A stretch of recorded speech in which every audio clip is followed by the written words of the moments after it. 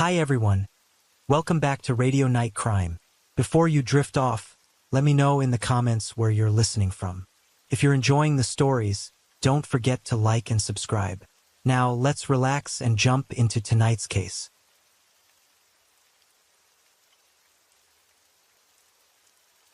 Story 1. In March 2014, after 48 years of wrongful imprisonment, Iwao Hakamata walked free, a seismic moment for Japan's justice system. His case not only set a world record for the longest time spent unjustly behind bars, but also ignited fierce international scrutiny. Yet, Hakamata's ordeal isn't Japan's only contentious saga. Another case, steeped in enigma and unresolved for over half a century, lingers without a satisfying conclusion. The Sayama case, tied to Ishikawa Kazuo, now 86 years old. Though his imprisonment didn't stretch as long as Hakamata's, the accusations against him are riddled with doubt. Some even whisper a bizarre link to the iconic animated film, My Neighbor Totoro. Was Ishikawa Kazuo truly wronged? And could this case ever be reopened? It all began on a spring afternoon in 1963. May 1st, a Wednesday, brought a drizzle to Sayama City in Saitama Prefecture. Inside a classroom at Tokiwagakuen High School, 16-year-old Nakata Yoshi sat by the window, gazing out now and then, hoping the rain would ease. Her family, well off by local standards, ran a thriving produce business. That day was her birthday, and as tradition dictated, they had prepared red bean rice at dawn to celebrate. Rushed to swing by the post office before school, Yoshi grabbed a quick bite and dashed off, forgetting her umbrella. Japan buzzed with anticipation for the 1964 Tokyo Olympics. When commemorative stamps hit the market, Yoshi's classmates clamored to own them. As class president, she took on the task of ordering them. But that morning, the post office teemed with people, and the process dragged. Seeing her haste, a clerk suggested she head to school and return after classes for the receipt. At 2:30 p.m., the bell signaled the end of the morning session. Classmates packed up and trickled out, but Yoshi lingered to wrap up some duties. An hour later, as the rain softened, she pedaled away on her bike. By 4:30, a downpour erupted. The Nakata family, finishing work early, planned a birthday dinner at home. But by 7 p.m., Yoshi hadn't returned. Their home in Iruma lay 4 kilometers from school. Yoshi's daily route was routine, from school to Irumagawa Station, then along the Fujisayama Road. No matter her errands, she'd be back by 6 p.m. With the storm raging and no sign of her, her father grew uneasy and sent her brother Kenji to fetch her in the family's pickup truck. Yoshi attended a part-time high school split into shifts, a 2-year morning program focused on home economics, and a 4-year evening track. When Kenji reached the school, the night classes had begun. A teacher confirmed the morning students had long since left. Recalling a time Yoshi took the bus from Irumagawa Station, Kenji sped there. The platform stood eerily empty, no trace of her. By 7:30 p.m., he returned home to break the news. Stepping from the truck, Kenji froze. In the garage, Yoshi's bike stood neatly parked. Yet she wasn't inside. He bolted in, scouring the house. No sign of her. Passing the front door, a white envelope beneath the wooden frame caught his eye. It looked freshly placed, oddly out of place. Scrawled across it were 4 words, Nakata Isaku, his father's name. The family rushed over. Kenji gingerly opened it. Inside lay Yoshi's student ID and a letter. As they read the jagged handwriting, shock gripped them. If you want your daughter alive at midnight on May 2nd, send a woman with $100 in cash to Asano's shop. My friend will drive up to collect it. Be 1 minute late and you'll never see her again. Call the police and she's dead. If my friend doesn't return safely on time, her body will be at the bottom of Cebu Park's pond. Go fish it out yourself.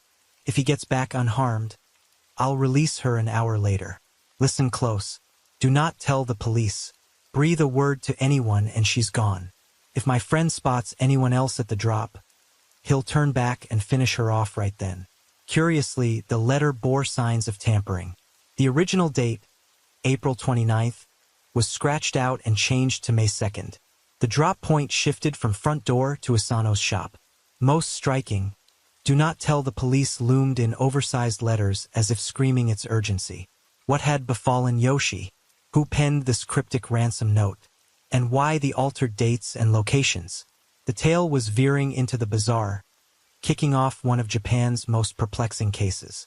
10 minutes after receiving the ransom note, the Nakata family made a fateful call. They alerted the police. Kenji sped to Kuramai Station, the nearest precinct, to report the crisis. Recognizing the gravity, officers escalated the case to Sayama Police Headquarters. That night, investigators descended on the Nakata home. But the note's deadline, midnight, May 2nd, left a maddening ambiguity. Tonight or tomorrow, the uncertainty paralyzed them. No one dared gamble with Yoshi's life. At 11:40 p.m. that evening, Tommy, Yoshi's older sister, set out with $100 in counterfeit cash to Asano's shop, the drop point specified by the culprit. The place, a hybrid general store and tavern, sat nestled among tea gardens and rice paddies, shrouded by dense thickets. Perfect ambush spot. Yet that night no one showed. The next evening Tommy returned. The air hung still, broken only by the rustle of wind through leaves. Over 40 officers crouched in the shadows, breath held, waiting. Tommy stood at the storefront, palms clammy with sweat. Suddenly, a man's voice cut through the quiet, calling from a field 30 meters southeast. Tommy drew a steadying breath, summoning her nerve, and shouted back, urging him to show himself. At first, he responded, a tense back and forth stretched over 10 minutes. Then his tone darkened, laced with suspicion. "You called the cops, didn't you? I see 2 people out there." Tommy froze. The officers flinched, unsure if he was bluffing or had spotted them. No one dared move. Abruptly, the voice bellowed, "I'm out," before darting back into the field, vanishing into the night. The ambush team gave chase, but darkness cloaked the terrain. Thorny bushes and limited sight lines thwarted them. The note had claimed he had drive up for the cash, so police had staked out the main roads, leaving the fields unguarded. Their quarry slipped away right under their noses. Tommy couldn't make out his face, only recalling a trembling, soft voice. Local accent, maybe 26 to 33 years old. At dawn, police combed the fields around Sano's shop, uncovering footprints. Bloodhounds were deployed. One tracked southeast to Ganja Bridge over the Furo River before losing the scent. Another veered north from the shop, stalling in a thick forest. By 3 p.m., a breakthrough, a rubber bike strap belonging to Yoshi, turned up in the woods. Over 100 investigators fanned out, intensifying the search. The next morning, a grim discovery awaited on a trail in Irumigawa, Nakata Yoshi's body. When word spread, the Nakata family crumbled under grief. No one could fathom that the 16-year-old, fresh from her birthday 2 days prior, had fallen victim to such savagery. Yoshi, a gentle girl from a comfortable family, lived a quiet life. Her father served on the Agricultural Council, overseeing the family farm. Her mother had passed a decade earlier, leaving him with 5 children. The eldest sister had moved to Tokyo 8 years ago, cutting ties. Kenji, Yoshi's brother, had attended Irumigawa Junior High, an evening school for those unable to complete standard education, before staying home to help with the farm. Tommy, post-junior high, managed the household. Yoshi had another older brother and a younger one too. The Nakatas led a peaceful existence, tending their farm without feuds or enemies. Yoshi's death rocked the tight-knit community, the area's first major crime, sparking rumors and piling pressure on local police. Her body lay in a shallow pit, less than a meter deep, face down, a heavy stone crushing her head. Her eyes were blindfolded with cloth, her ankles bound with thin cord, her hands tied behind her back with a towel. Her wristwatch was gone. That night, with family consent, a forensic exam took place at the Nakata home. The findings painted a brutal picture: head trauma, drag marks on her stomach and shins, signs of assault. DNA testing didn't exist then, but blood type B was linked to the killer. Strangulation claimed her life, likely around 4:20 p.m. on May 1st. Curiously, her stomach held undigested food, tomatoes, red beans, carrots, potatoes. Classmates confirmed lunch at school lacked tomatoes, suggesting Yoshi ate again after class, possibly with her killer or someone else. Piecing it together, a chilling theory emerged. By the time the ransom note arrived, Yoshi was already dead. The note itself raised red flags. Riddled with misspellings, scrawled in sloppy script, and awkwardly worded, it didn't read like the work of an educated mind. Police wondered, was the culprit barely literate or deliberately masking their skill to mislead? At the crime scene, police uncovered a crucial clue: footprints from a pair of jikatabi shoes, traditional Japanese footwear with a split toe for better grip and balance. Favored by construction workers and farmers, this hinted that the killer might be a manual laborer. During the investigation near Sano's shop, bloodhounds traced the suspect's scent to Ganj Bridge, just over 100 meters from the Nakata home, a spot along Yoshi's daily route to school. Near the bridge stood the Ishida pig farm, which quickly drew police scrutiny. The Ishida farm was run by three brothers from the Byakuman class, outcasts in feudal Japan, relegated to unclean trades like slaughtering livestock, tanning hides, and handling corpses. Though the caste system dissolved during the Meiji era, prejudice lingered, especially in rural areas like Sayama. In 1963, Sayama was still a modest town, its economy rooted in agriculture. As Japan's urban centers surged ahead, the rural-urban wealth gap yawned wider. The Byakuman, already shunned, were shoved further to society's fringes. The Ishida brothers' pig farm epitomized that ostracism. All three had rap sheets for violence, accused of harassing women and stirring trouble. Their workers were notorious for petty theft. To locals, the farm was a den of thugs. A snarling guard dog only deepened its menacing reputation, keeping outsiders at bay.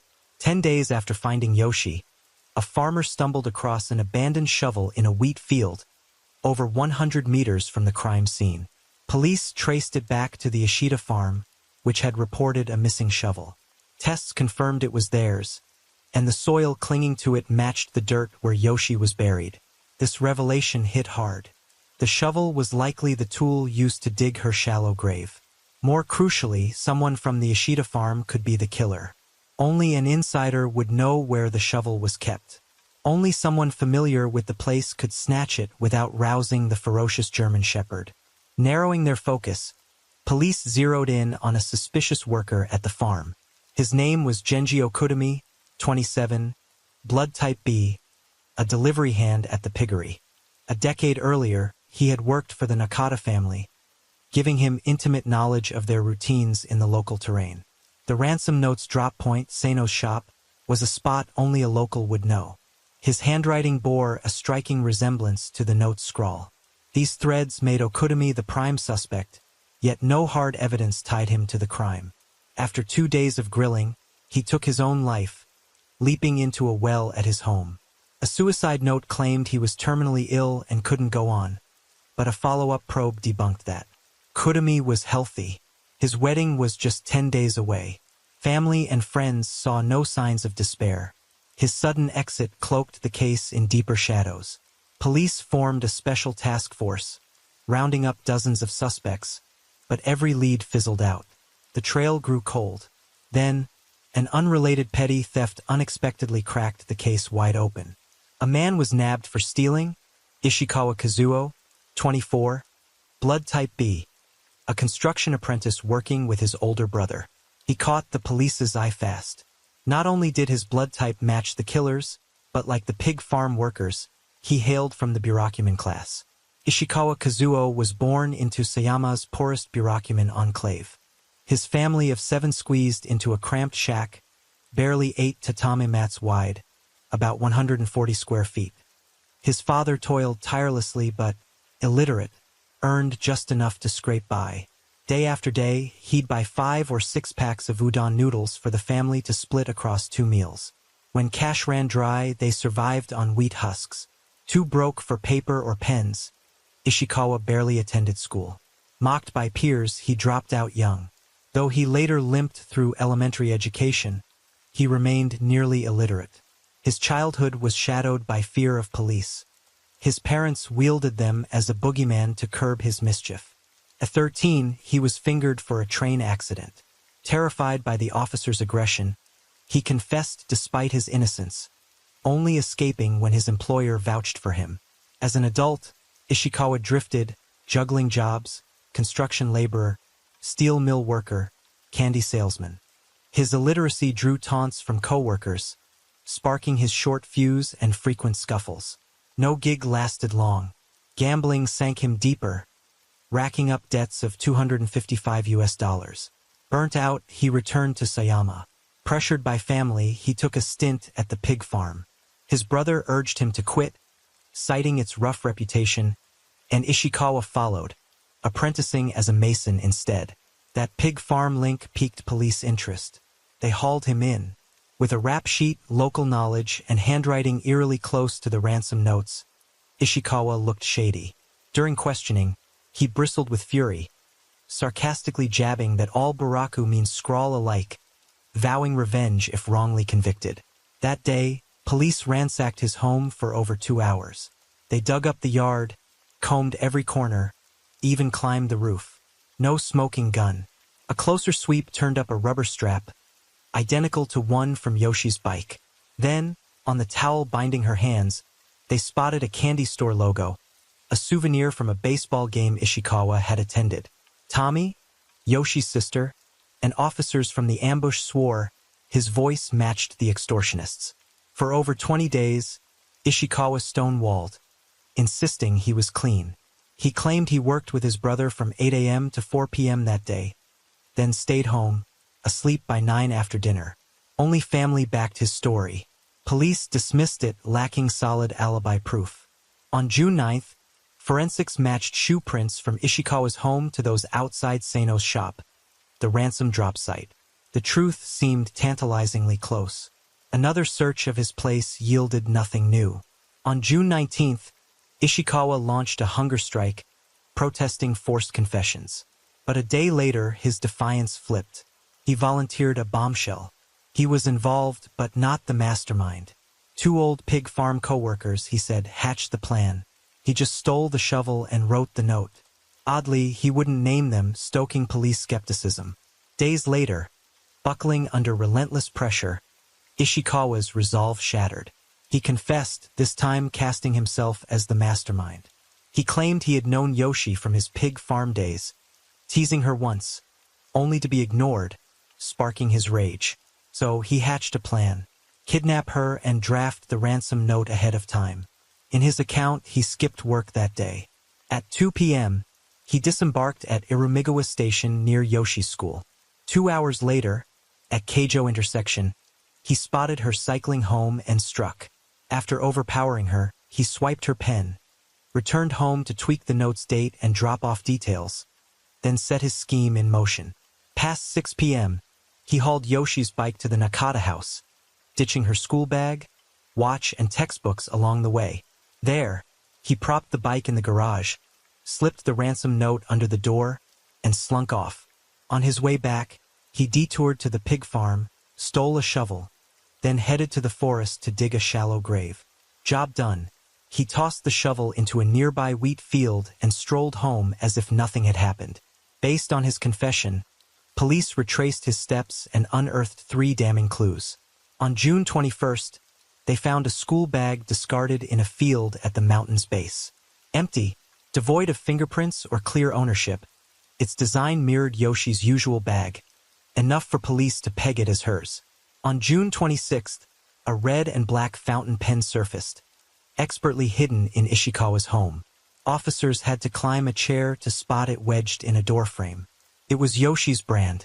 Ishikawa admitted using it to pen the ransom note. Forensic analysis confirmed the ink matched. On July 2nd, a citizen wristwatch, square-faced, metal-strapped, simple, turned up in a field. It was the spitting image of Yoshi's.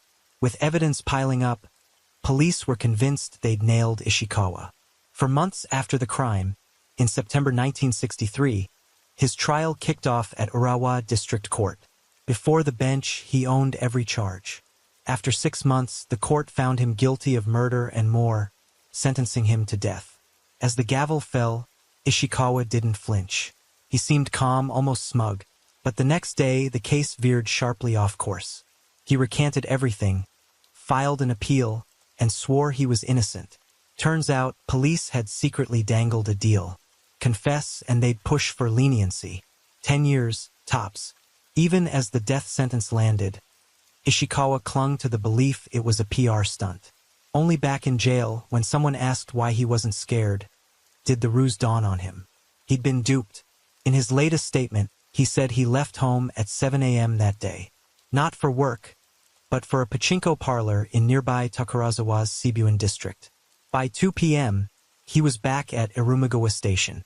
Afraid his dad would catch him slacking, he loitered near the west gate, even greeting an acquaintance.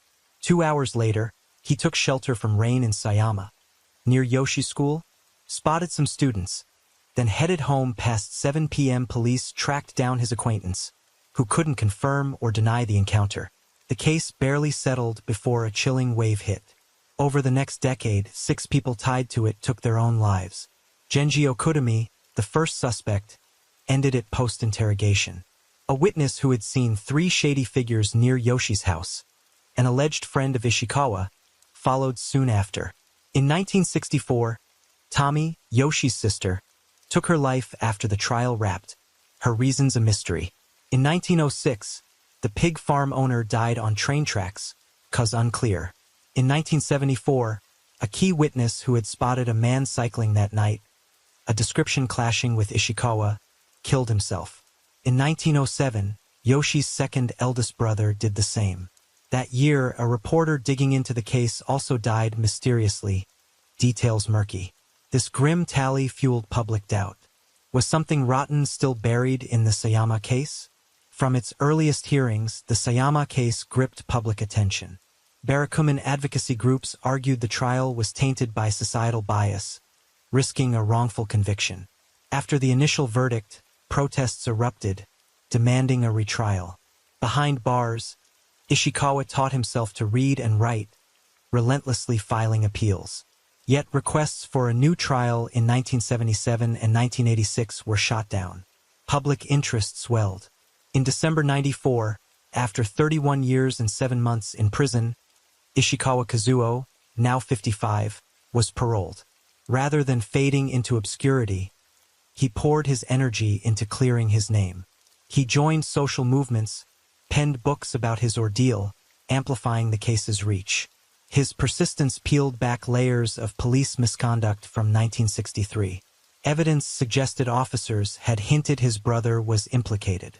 Confess or they'd nab him too. This raised doubts about the investigation's integrity, rallying more support for Ishikawa. A year after his release at a rally for Barakuman justice, he met a woman from the same marginalized roots. She'd followed the Sayama case for years, moved by his resolve. A year later, they married.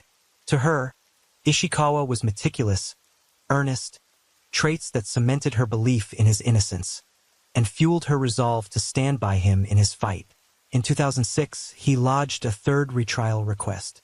3 years later, prosecutors, defense lawyers, and the court launched tripartite talks, unveiling 36 new pieces of evidence. Old audio tapes, Ishikawa's notebooks, investigation logs, local testimonies. These cast serious doubt on the case's 3 cornerstone exhibits. The school bag, found in Kuho Ditch near the crime scene, didn't align with Ishikawa's hand-drawn map. His claimed spot clashed with its discovery site. Yoshi's bag should have held a wallet and notebooks, yet both were missing. Ishikawa said he'd taken her ID from a trifold wallet, but hers was a zippered model. Her ID was too large to fit inside, too. These discrepancies begged the question, had someone staged the scene to frame him? The fountain pen stood as a pivotal piece of evidence, yet it was shrouded in troubling inconsistencies. First, its discovery defied logic. Police had scoured Ishikawa's home twice right after the crime, turning up nothing. An officer involved in the search swore he'd climbed a chair to inspect the doorframe thoroughly. No pen in sight. So how did it emerge later, as if conjured from thin air? Beyond that, the pen's nib and ink didn't align with what Yoshi used. Ishikawa claimed he had edited the ransom note with her pen, but forensic analysis revealed a stark mismatch. The note's revisions bore medium strokes, while the seized pen produced thin, crisp lines. A clear divergence. The ink itself told another story. The pen from Ishikawa's home held deep blue-black ink, distinct from the pale blue Yoshi used at school that day. More damning, lab tests uncovered a critical clue. Yoshi's ink contained potassium traces, while the pen's ink had none. This confirmed the two were fundamentally different. Finally, no fingerprints, neither Yoshi's nor Ishikawa's, marred the pen. A judge once floated a theory, perhaps Yoshi swapped the cartridge. But the cartridge too was pristine, no prints, fueling suspicions that the evidence might have been planted. The wristwatch, presumed to be Yoshi's, surfaced on a road already combed by police. Ishikawa said he had flung it into a field the night before, yet it turned up intact elsewhere the next day. That night, torrential rain had lashed the area, and the watch lacked waterproofing. By all rights, it should have been ruined. Instead, its hands ticked on flawlessly when found. Tommy, Yoshi's sister, added fuel to the fire. The strap in Yoshi's wearing habits didn't match this watch, hinting it might have been deliberately placed post-crime. Beyond these core exhibits, other evidence frayed at the edges. The trial had pegged crime scene footprints to Ishikawa, but modern 3D scanning exposed glaring differences in the faded contours compared to his shoes. He claimed he throttled Yoshi by hand, yet a fresh forensic report pointed elsewhere. She'd been strangled with something soft, likely fabric, leaving distinct marks on her neck. Near the crime scene, a field stretched open, its view unobstructed. A local farmer insisted he had heard no screams or odd noises when Yoshi was supposedly killed. Shockingly, this vital witness never took the stand in 1963, piling more uncertainty onto the case. That wasn't all. Experts re-examining Ishikawa's notebook, handwriting found it didn't match the ransom note. Flipping the police's original call, the shovel's soil composition, and the era's blood typing methods faced scrutiny too, their reliability now in question. If Ishikawa was innocent, then who attacked Yoshi? Another striking detail emerged from Yoshi's diary, penned days before she vanished. She wrote, "Tonight I fought with my brother over pocket money again. I cried and hid under the blankets. But even there, I couldn't shake the frustration. It burned inside me." This snippet sparked a chilling question. Could the killer be family? In the Nakata household, the father held a firm belief. Farm kids needed only a junior high education. Yoshi's two older brothers stopped there, while she alone advanced to high school. Her schooling might have skewed the family's inheritance, especially for Kenji, the eldest, groomed to take over. Suspicion deepened years later. Both her older brother and sister took their own lives. Her younger brother was reportedly adopted out, leaving Kenji as the sole survivor. This grim pattern fueled a sinister theory, a calculated purge over internal rivalry. If Kenji were the culprit, oddities start to make sense. The Nakata home's front door was glass. Anyone inside could see the garage where Yoshi's bike was found. A stranger sneaking in would have been spotted, but a family member? Their actions might slip by unnoticed. Of course, this remains speculation. No hard proof backs it up. Beyond the family angle, suspicion swirled around others near Yoshi. Some pointed to her teacher, the pig farm owner, or a neighbor feuding with Nakata's overland, each with potential motives. Yet, Ishikawa's shadow lingers, unresolved, the towel at the scene tied back to him, and no one could definitively place him elsewhere when the crime struck. Those threads still demand scrutiny. Years later, the Sayama case took an unexpected twist, whispered to echo the iconic animated film, My Neighbor Totoro, directed by Hayao Miyazaki. The movie's setting drew inspiration from Matsugo in Takarazawa, Saitama Prefecture, a stone's throw from Sayama. In the film, the protagonist's mother recovers at Shichikokoyama Hospital. No such place exists, but Takarazawa has Hachikokoyama, eerily close in sound. The English title, My Neighbor Totoro, translates to the Japanese Tonari no Totoro, Tonari no Totoro. Miyazaki has said, Totoro sprang from a mythical creature tied to Takarazawa. A friend's daughter misread it as Totoro, and he found the slip charming enough to name his creation. But some fans see more. They speculate Totoro embodies a supernatural force tied to life and death, with the film subtly nodding to the Sayama case. Though Miyazaki and Studio Ghibli have never confirmed this, the theories stir debate, shrouding the case in deeper enigma. Takarazawa, right beside Sayama, hosts Seibun Park, named in the ransom note. Another detail catches the eye. In the film's moving scene, a box bears the label Sayama Tea, Sayamacha, the region's famed brew. The coincidences don't end there. The names of the film's sisters, Satsuki and Mei, tie chillingly to the Sayama case's timeline. In Japanese, Satsuki means May, while Mei Imii echoes the English May, the month Yoshi was killed in 1963. In the movie, the sisters, one 12, the other 4, total 16 years old, matching Yoshi's age at her death. The plot of the younger sister getting lost, and the older one frantically searching mirrors Tommy's desperate hunt for Yoshi in the rain. These parallels send shivers down the spine. Another oddity lurks in the film's promotional poster. It features just one girl with pigtails, not the 2 sisters seen in the story. This fuels speculation that the film might have started with a lone protagonist, with Mei added later. The girl stands in the rain, clutching an umbrella, mirroring the downpour the day Yoshi vanished. This begs the question, is My Neighbor Totoro more than a children's tale? Could it conceal a tragic undercurrent? In the film's latter half, unsettling moments emerge. The sisters cast no shadows in some scenes, a rare choice in animation, hinting they might no longer be alive. By the end, they visit their mother at the hospital, but don't enter. Instead, they perch on a tree branch outside.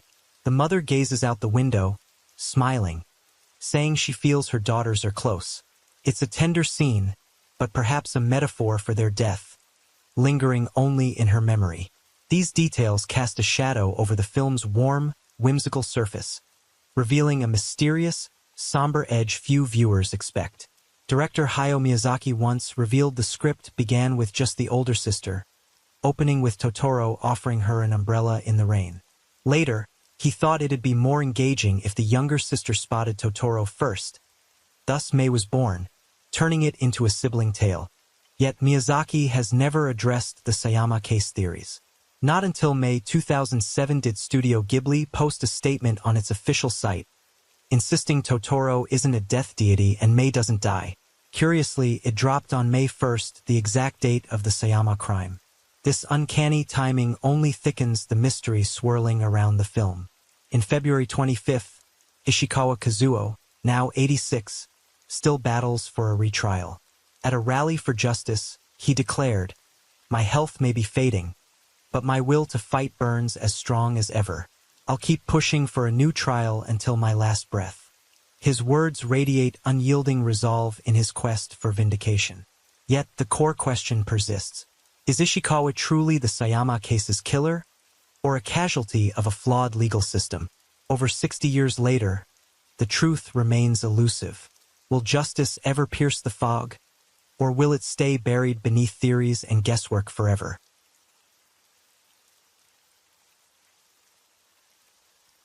Story 2. Hyperconnected world. Where the internet blankets every corner, online romance has become a common bridge to companionship. While virtual love has sparked joy for many, it hides a jagged edge of risk. Even face-to-face, truly knowing someone is elusive. Through a cold scream, that uncertainty multiplies. Sometimes it spirals into consequences no one could foresee. Blanca Arellano, a bold Mexican woman chasing love, ventured over 4,000 kilometers alone to meet her dream man. She thought she'd found her soulmate, her ticket to bliss.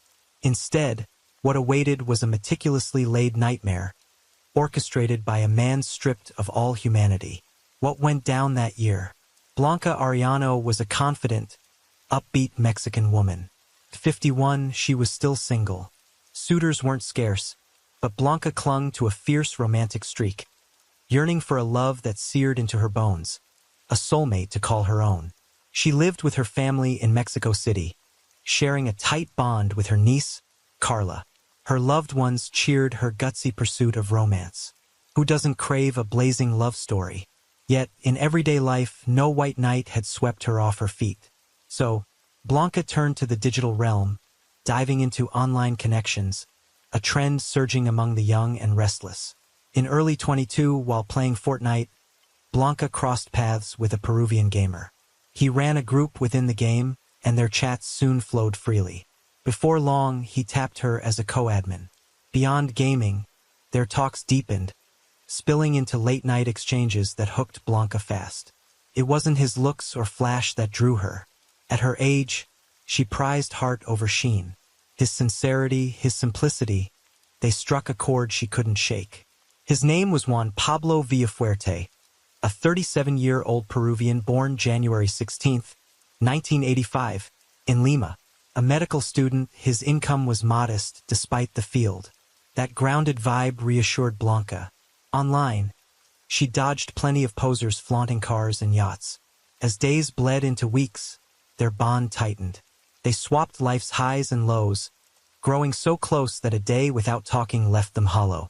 With each exchange, Blanca grew surer. Juan was the kindred spirit she'd hunted for. She didn't hide her feelings from family, often sharing Juan's messages with Carla. Her loved ones beamed at her newfound spark, though the 4,000-kilometer gap tempered their cheers with polite blessings. Time flew. By July 22nd, after over a year of screen-bound love, Blanca craved more than pixels and texts. Juan's nudges to visit Peru fanned her restlessness. She made a fearless call. She'd fly solo to meet him. More than that, she planned to stay to build a life there, to fund the flight and settle in. She sold her car and chunks of her wardrobe, betting everything on this romance, blind to the terror lurking ahead. On July 27, 22, with bags packed and farewells said, Blanca embarked on her cross-continental love quest. Her family fretted, but she brushed it off. Modern tech like Instagram and Facebook would keep her tethered. She reasoned. Nothing could go seriously wrong. For love, it was all worth it. At 2:45 a.m. on July 28th, her plane touched down safely at Jorge Chávez International Airport in Lima. Juan greeted her, and they headed to his Huacho apartment, diving into a whirlwind romance.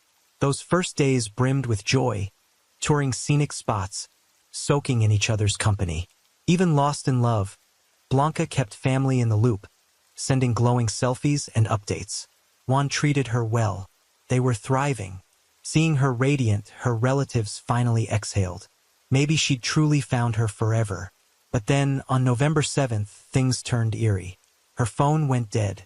Her social media froze. Unheard of for Blanca. She'd picked up a Peruvian number, but Carla didn't have it, leaving her in the dark. The niece bombarded Blanca's Instagram and Facebook with messages, desperate for a ping back. 2 days passed. Silence. Panic mounting, Carla tracked down Juan on Facebook. They'd connected before. He'd posted pics with Blanca aplenty. What sent a shiver down Carla's spine was this. Every post about Blanca on Juan's Facebook had vanished. Suspicion gnawed at her, but there was no time to dwell. She fired off a message to Juan. My aunt's been out of touch since Sunday. How is she? Can you help me reach her? Juan replied with polished calm. I haven't seen her in days. Blanca said she was bored with me and left on her own. All I know is she headed to Lima and bought a ticket back to Mexico. Beyond that, I'm in the dark. Hearing she's missing saddens me too. I hope you find her soon. Oh, and her phone's battery died. Maybe that's why she's off-grid. His words and tone only deepened Carla's unease. If Blanca planned to return home, she'd have told the family first.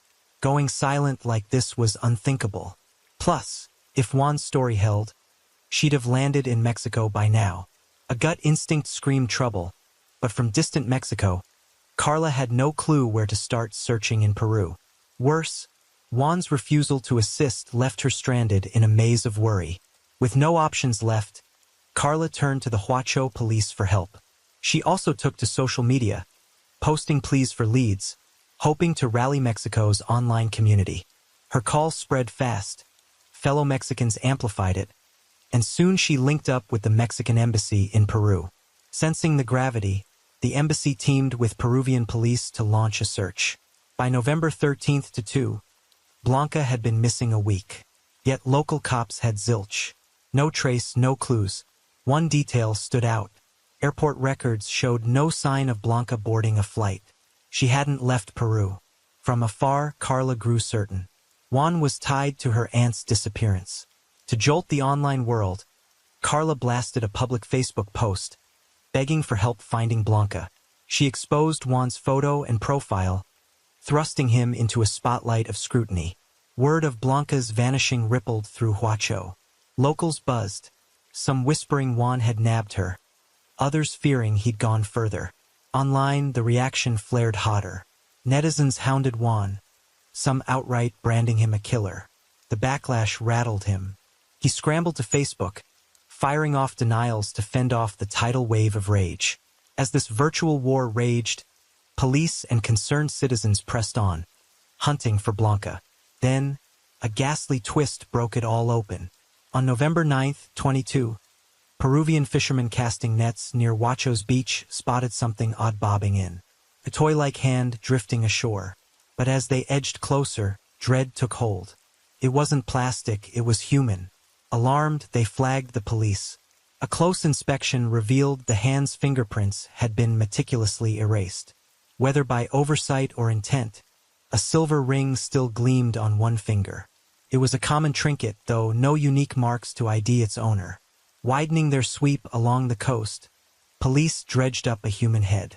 The grisliest detail? Its face had been deliberately sliced off, leaving identification a near-impossible puzzle. The next day, waves coughed up an arm and scattered flesh. By day 3, more body parts washed in. Forensics pieced them together. A middle-aged woman, they deduced. But the next finding jolted them harder. Her organs were gone, extracted with surgical precision. This wasn't just cruelty. It hinted at a killer with chilling expertise. Outrage erupted. Locals demanded justice for the butchered stranger. By now, Blanca's disappearance had gripped Peru. The body's discovery site lay close to where she'd last been heard from, nudging police to wonder, was this her?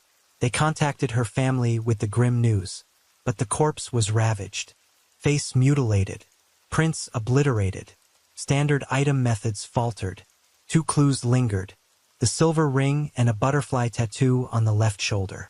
When police released photos of the ring and tattoo, Blanca's family broke down in sobs. She'd worn an identical ring and bore that same butterfly mark. Legally, though, these weren't enough to confirm it.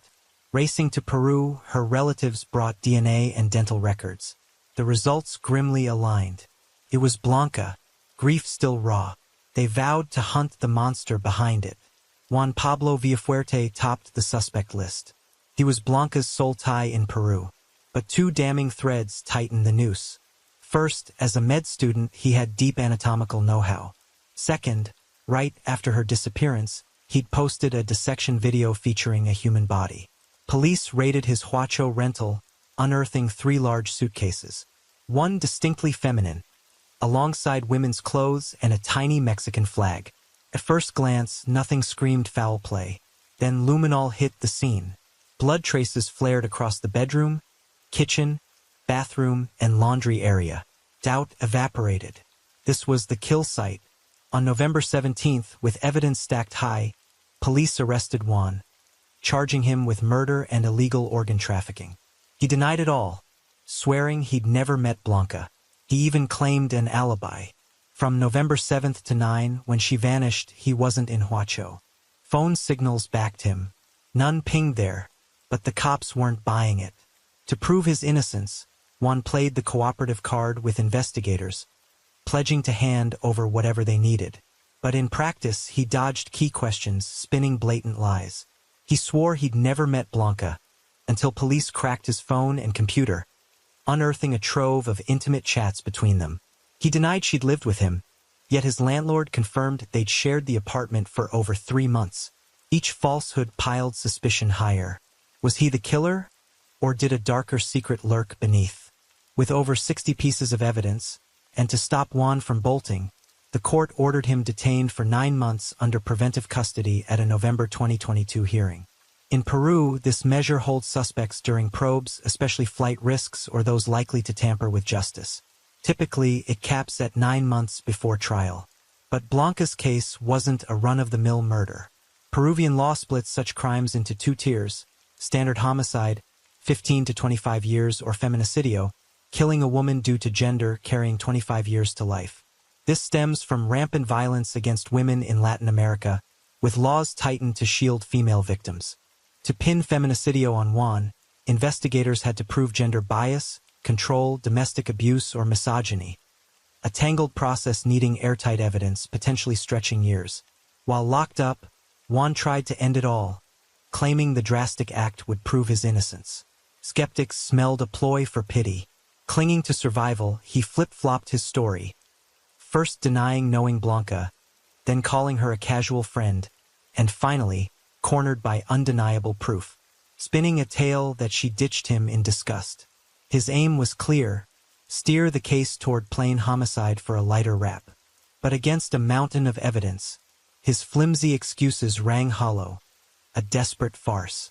How would the trial play out? Would justice prevail? In September 23rd, Juan's trial kicked off. Prosecutors laid out their haul: blood traces and 3 red flags from his home. They painted a grim picture. Blanca scraping by in Peru, her bond with Juan souring fast.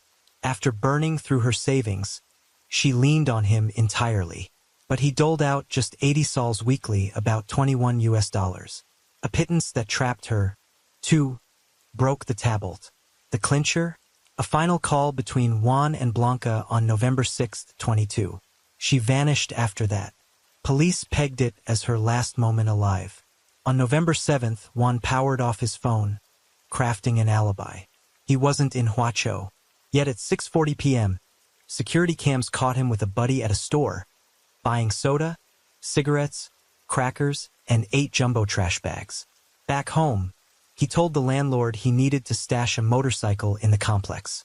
November 8th, he slipped out, quietly snagging bleach and disinfectants, then holed up all day, no school, no outings. On November 9th, he lugged a massive backpack to the beach. That same day, fishermen found Blanca's hand and head washed ashore.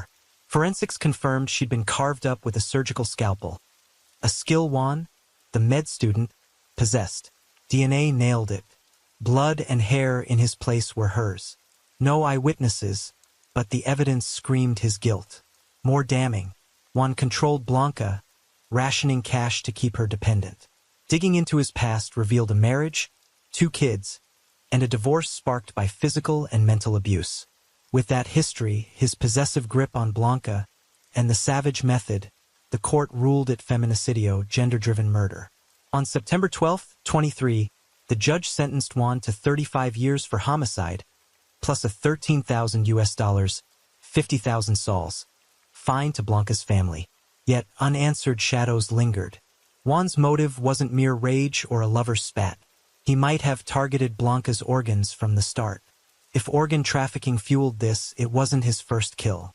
Was a syndicate pulling strings? Her organs vanished without a trace, bolstering that theory. University professors publicly demanded a wider probe, suggesting Juan tied into an organ trade ring, not just a lone butcher. Police eyed his brother and the trash bag buddy as possibles, but solid proof stayed elusive. The murk infuriated Blanca's family and the public. Carla, her niece, kept the case alive online, pleading it not fade, hoping Blanca's loss would jolt society awake. Peru's female safety crisis looms stark. It's among Latin America's worst for gender violence. In 22 stats logged, 34 women killed weekly. 11,124 went missing, yet only 48% were found. Those cold numbers mask countless broken homes, wounds that never heal. Blanca wasn't the first or likely the last. Peru's government set up women's emergency centers for support and protection. But despite the push, horrors like this persist, leaving a grieving nation. May Blanca's case be more than tragedy, a piercing wake-up call. Women's safety isn't just an online debate. It demands real action in the real world.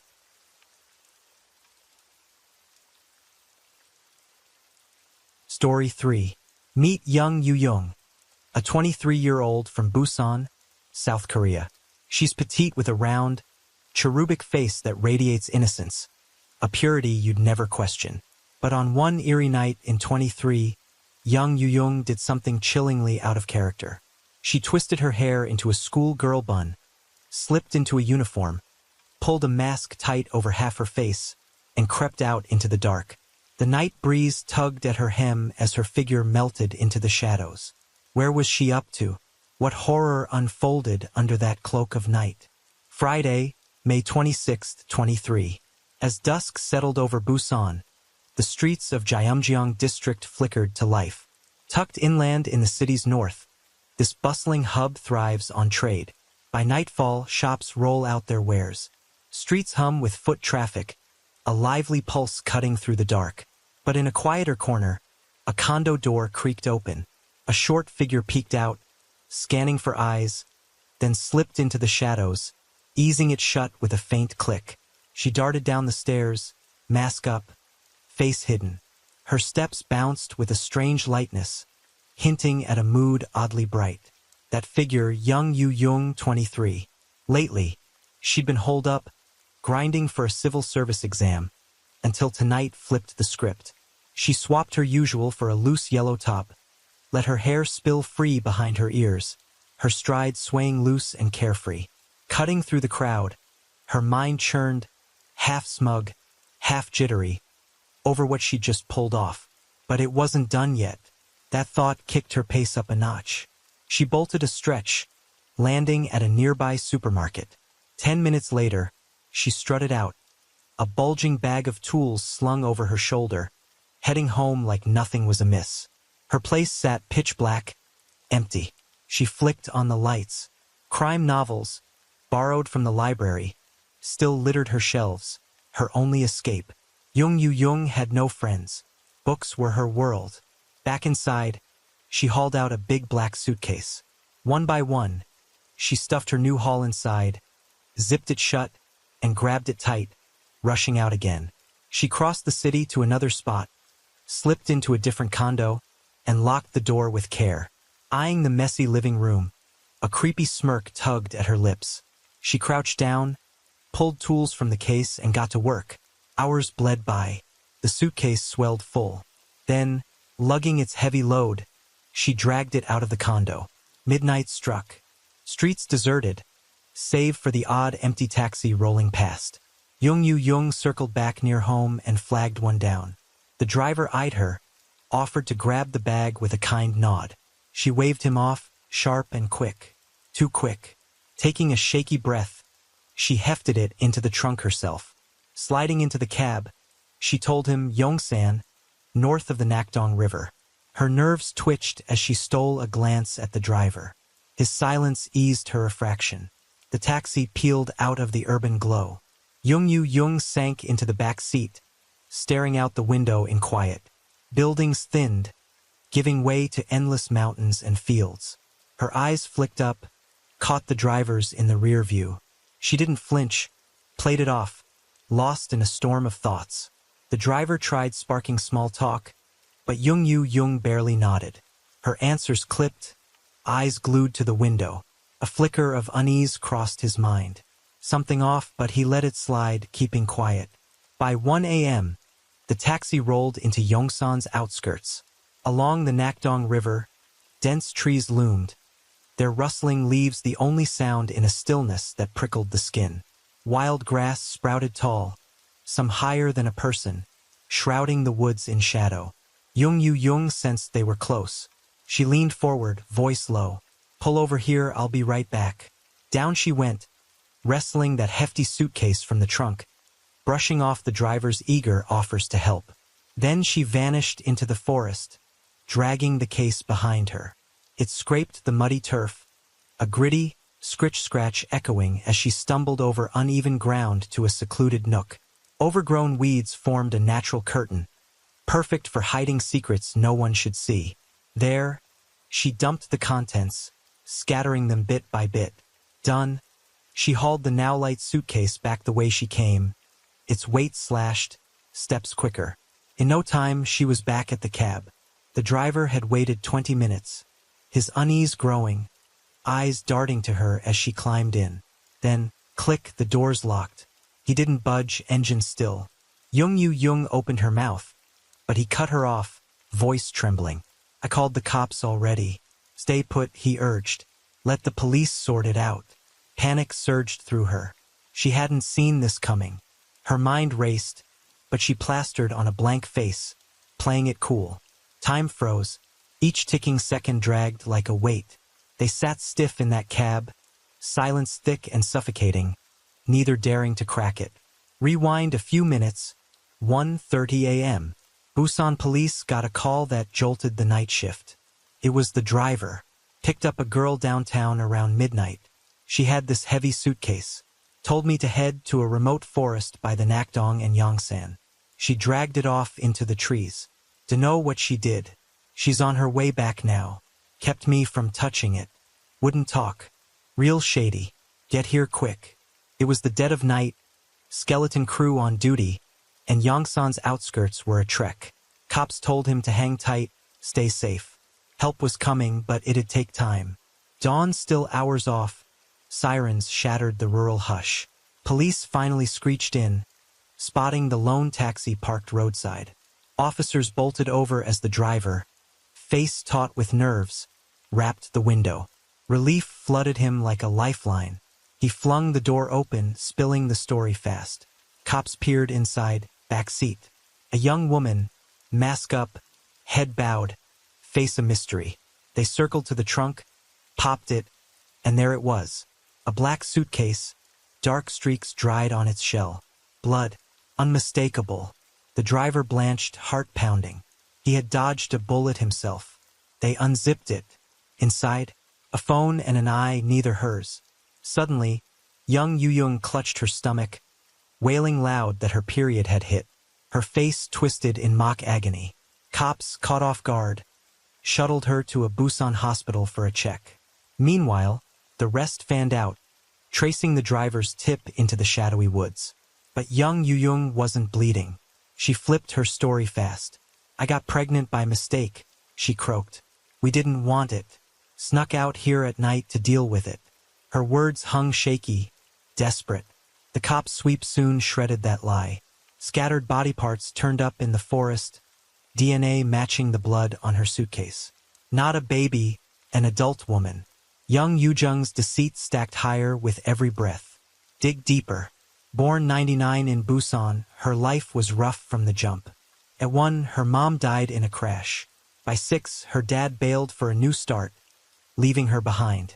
Grandparents took her in. An old house in West Jumjong became home.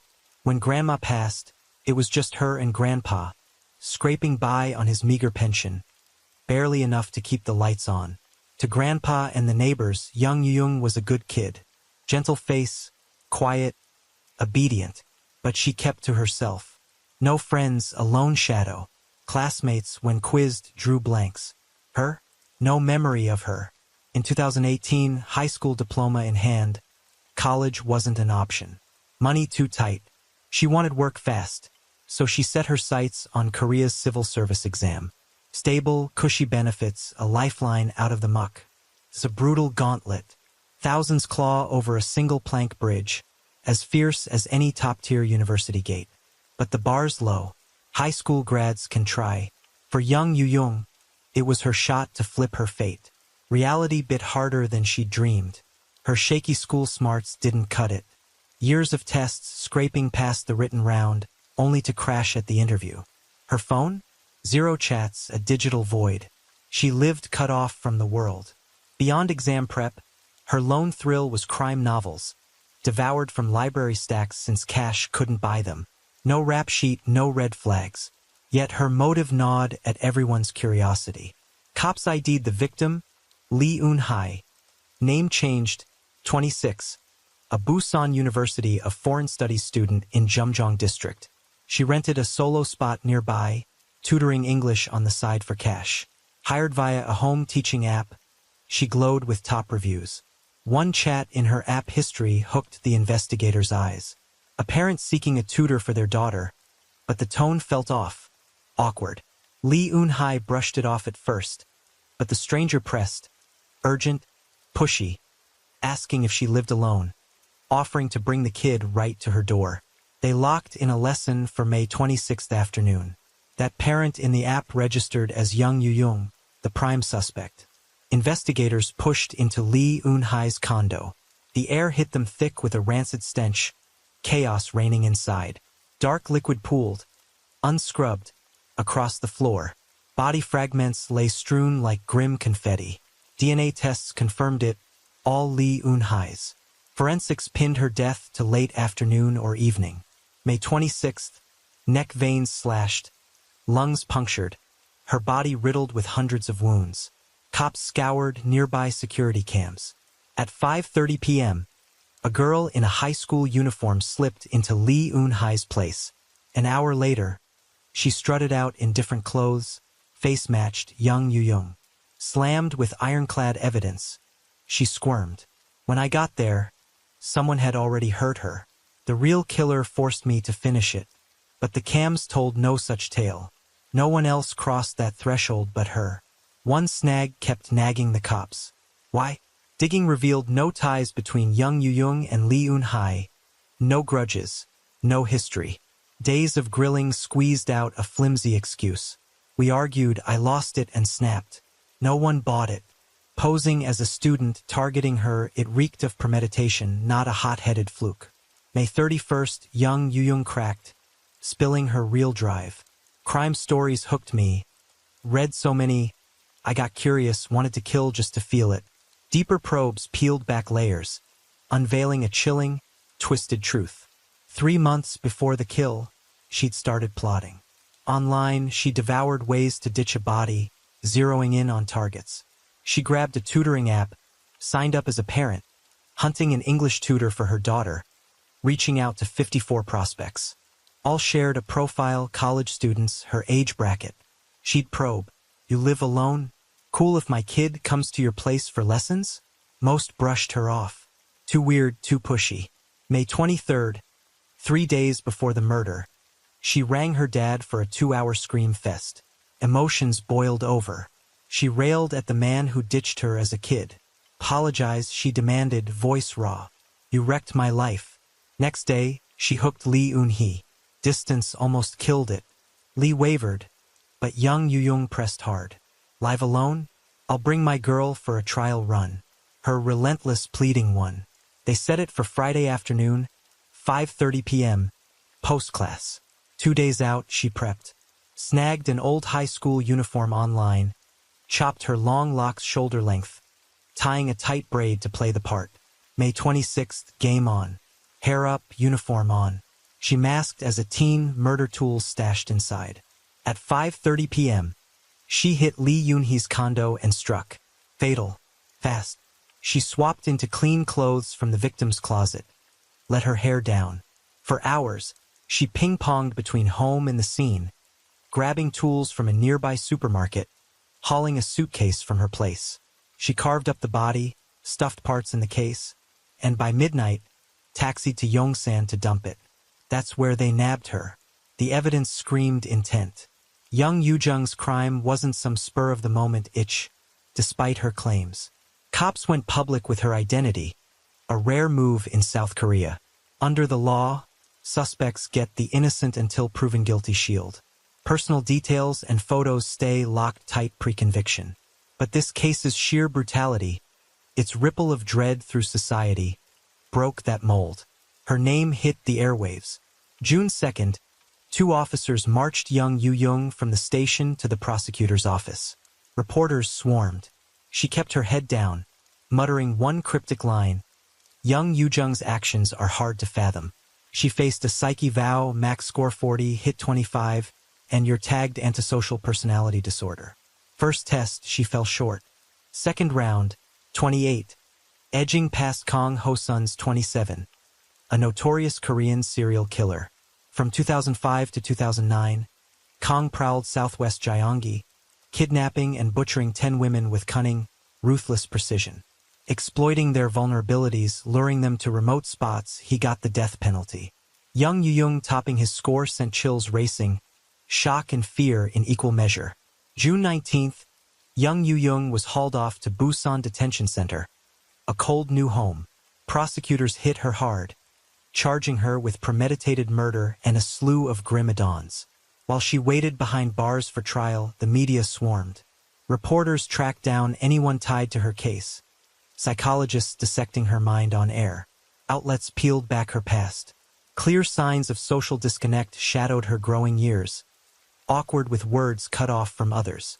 Before the murder, she'd gone silent with friends for years, a ghost among the living.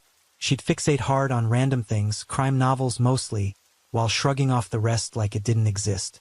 Some experts speculated, could this tie to the autism spectrum? That aired and backlash flared. Families with autistic loved ones pushed back. Linking her crimes to autism with no proof? That's reckless, stoking bias and fear against us. Her mental state stayed a murky puzzle. No solid answers yet, but fresh clues hinted her kill plan brewed longer than she'd let on. Her diary spat venom like, no grudge settles without blood. She wouldn't cough up when it all started ticking, leaving that timeline a maddening void. The investigation peeled back a chilling layer.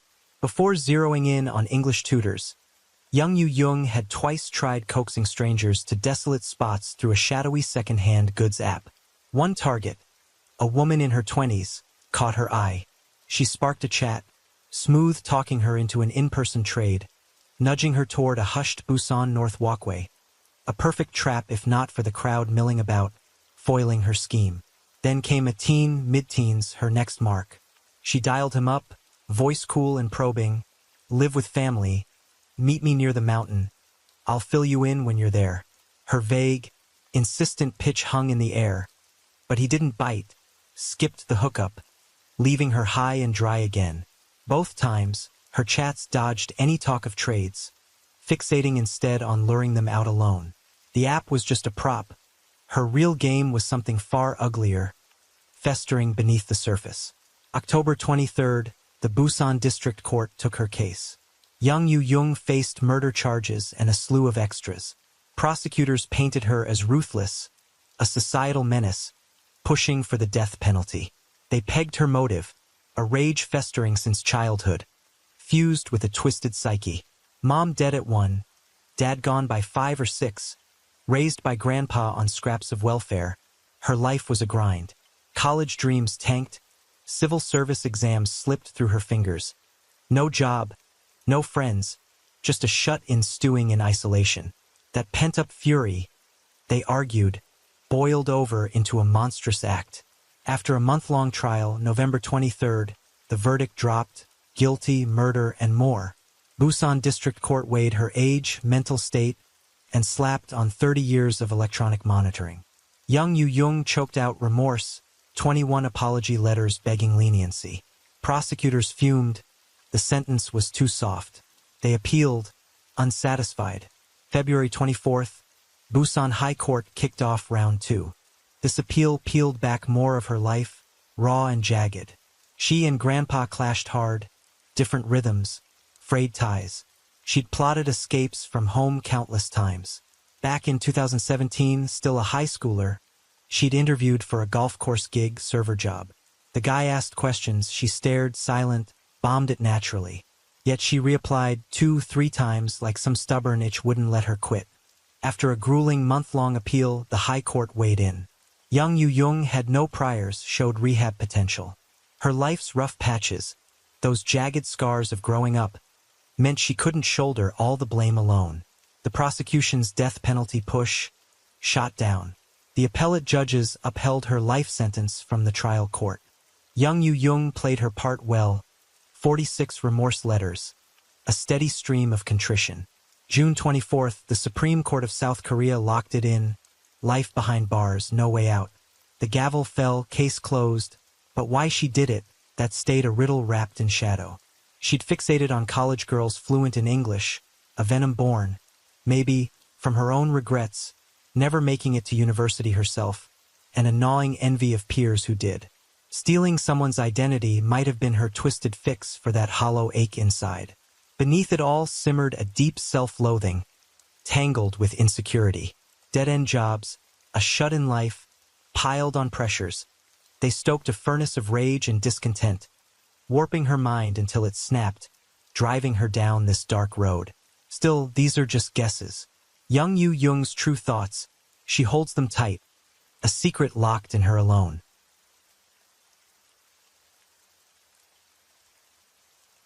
Story 4. Imagine a tight-knit, upscale neighborhood. Safe, elite, the kind where security's ironclad.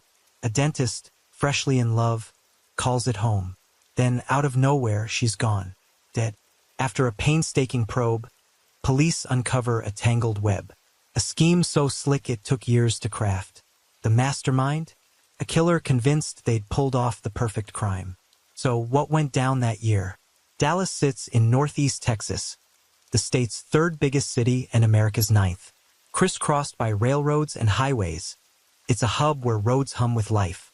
That hustle's turned it into the South's beating heart for medicine, education, and finance. Just north of downtown lies Uptown, a buzzing pocket of prosperity. It's one of Dallas' liveliest spots, packed with sleek restaurants, glitzy malls, hip bars, and towering offices. Luxury condos sprout like mushrooms here. Known for its top-notch safety, Uptown draws a crowd of high-flying pros. Data pegs nearly 70% with bachelor's degrees or higher. And it's right here, in this vibrant, guarded enclave, that our story unfolds. Born February 3, 1980, in Springfield, Illinois, Kendra grew up in an ordinary family. Even as a kid, she turned heads with her beauty. In school, she wasn't just a star pupil. She threw herself into sports and clubs with gusto. By high school, she captained the cheer squad and the girls' volleyball team, a double crown that made her a campus standout. After graduating, she hit DePaul University, then honed her craft at the University of Kentucky's dental school, earning her Doctor of Dental Surgery degree. Once licensed, she poured her passion into dentistry, volunteering like it was her calling. She even jetted to Ecuador, fixing kids' teeth for free in poor villages. Kendra's heart was gold. She adored animals, couldn't bear hurting even an ant. Spot a stray cat or dog, she'd stop dead, kneel to pet them, slip them a treat. Friendly to a fault, she lifted everyone around her. Friends swore her laugh alone warmed the room, made life a notch brighter. But despite her kindness, love hadn't been kind back. A busted marriage left her reeling, the ache lingering long after the papers were signed. In 2010, Kendra Hatcher hit the reset button and landed in Dallas, renting a swanky uptown condo. She snagged a dentist gig that fit her like a glove, and after a few years of grit and grind, life there felt plush. She had a job she adored, a tight crew of pals, days filled with strolls through chic malls and bars, yoga sessions, the works. Her world buzzed with color. Only one piece was missing, a soulmate to share it with. She was itching to dive back into love. Then came May 2015. Swiping through a dating app in her downtime, Kendra's I caught a spark. A guy radiating energy, handsome with a bio that clicked right into her vibe. Enter Ricardo Ricky Paniagua, hailing from Northern California. Ricky was born in 1907, raised in a rundown trailer with a family scraping by, but he clawed his way up, acing his way into Stanford Medical School. Years of interning at hospitals honed him into a slick dermatologist. Patients raved about his skill, his care. With a bright face and hair spike just so, he had a magnetic pull. By 2011, he'd planted roots in Dallas, fresh off a near 3-year romance that had just fizzled out. Maybe it was their shared doctor's life, but Kendra felt a pull toward Ricky from the jump. After days of online banter, they met face-to-face on May 24, 2015, and sparks flew. Values aligned, both med pros. They talked non-stop, like old souls reconnecting. Love locked in fast.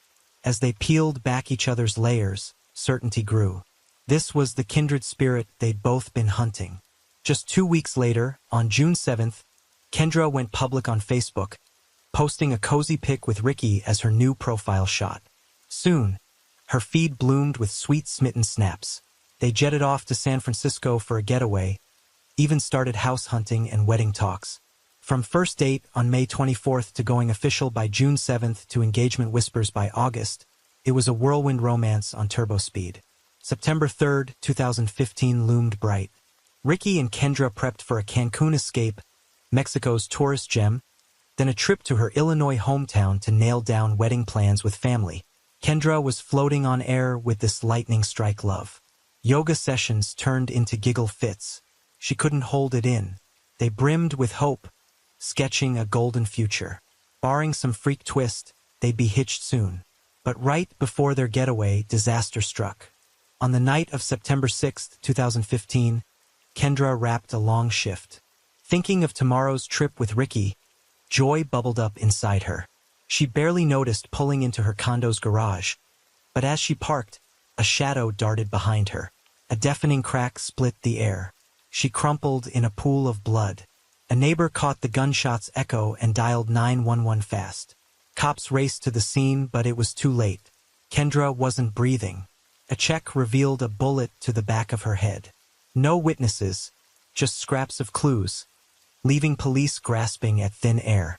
The sudden blast sent shockwaves through her luxe condo and uptown safe streets. This was a high-end haven, a magnet for single women drawn by its security. Now a shooting? Fear locked doors tight after dark. The heat was on. Cops faced a firestorm to crack the case. First up, Ricky, her boyfriend. When one half of a couple drops, the other's always a suspect. But they were in their honeymoon phase. House plans, wedding dreams, a trip tomorrow, no motive. Plus, his alibi was rock solid. Suspicion slid off him quick. Ricky was gutted hearing Kendra was gone.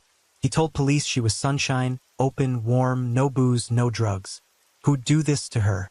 I can't even guess. Friends backed him up. She was gold, genuine to her core. Call her at 3 a.m., she'd chat. No complaints. Everyone loved her. With revenge or romance off the table, the cops leaned hard into the obvious. An armed robbery gone wrong. At the crime scene, Kendra's wallet, camera, and pricey gear were missing. Classic snatch and grab signs. But then a big break. The garage's patchy security cam caught something. Right before Kendra rolled in, a black Jeep slipped into the frame. She parked. A man stepped out of the Jeep, shadowing her. 40 seconds later, he's back in the rear seat, and the Jeep peels out fast. The cam missed the gunshot, but the timing scream set up. This wasn't random. They'd come for her. 2 players at least, a driver and a shooter. The footage was blurry. Only the driver's silhouette pegged as female. No face, no plates, just a grainy ghost. Still, one detail popped. The Jeep was a Grand Cherokee, distinctive enough to chase. That's all they had for now. Cops threw the video out to the public. Anyone recognize this ride? Quick as a flash, Jose, an auto shop owner, rang in. That's my Jeep, he said. He tricked it out with custom rims, hard to miss. Rented it out September stew a woman named Brenda. And here's the kicker. Brenda Delgado, Ricky's ex Brenda Delgado, came into the world in 1982, born to a struggling Mexican family. Her parents raised 5 kids. She was the second, the only girl in a home stretched thin. Seeking a better shot, they uprooted to Dallas, Texas. They landed in Pleasant Grove, a low-income southeast pocket. But to them, Dallas gleamed with promise, a fresh start worth fighting for. Her dad hauled bricks on construction sites.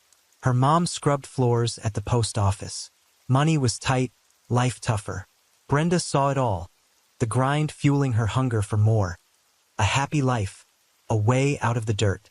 She threw herself into school, acing classes, earning teachers' praise.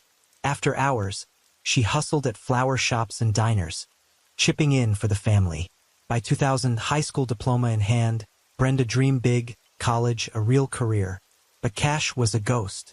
Her family couldn't swing it. That unfulfilled dream haunted her, a lifelong ache. Drawn to medicine, she nabbed a gig as a dental assistant, then slid into a spa gig whitening teeth. Work gave her wings. She moved in with friends, paycheck steady but slim. Still, she'd strut uptown's ritzy malls and bars with her crew, looking every inch the urban success story. August 2012 flipped her script.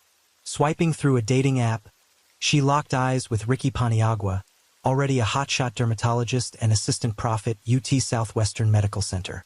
Their date sparked fast. Ricky fell for her confidence, her drive. They clicked, diving into love. 3 months later, Brenda moved into his Dallas pad and they shacked up for real. Brenda loved Ricky fierce. She hauled him to meet her family, her friends, showing him off like a prize. On his birthday, she poured her heart into a post. Happy birthday to the most amazing, brilliant man I know. Ricky, we've shared so much joy. You're my best friend and I love you with every beat of my heart. I can't imagine life without you. For nearly 2 years, Brenda and Ricky's romance held steady. Then, in 2013, Brenda got pregnant with his kid.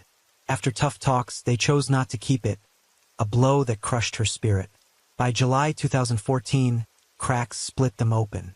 Ricky pushed to end it, wise murky, and Brenda nearly buckled under the weight. She clawed to hold on, begging him back, and they patched it up. But, come February 2015, it snapped for good. A clean break, no turning back. They both knew it was over, though stray texts kept them loosely tied. Ricky shrugged it off. We went from lovers to just friends, no bad blood. May 2015 rolled in and Ricky met Kendra. New sparks flew fast. 3 months later, she's dead, gunned down. Could Brenda, seething with jealousy over her ex's new flame, have pulled the trigger? It's a classic twist. Cops see it all the time. They hauled her back to the station, grilling her hard. Brenda faced the heat with eerie calm. Cool, collected, chatting smoothly, not a bead of sweat. She even tried cozying up to the officers, all smiles and charm. Most folks, even innocent, crack a little under that spotlight. Nerves kick in. Brenda steady as stone. Too steady, raising red flags.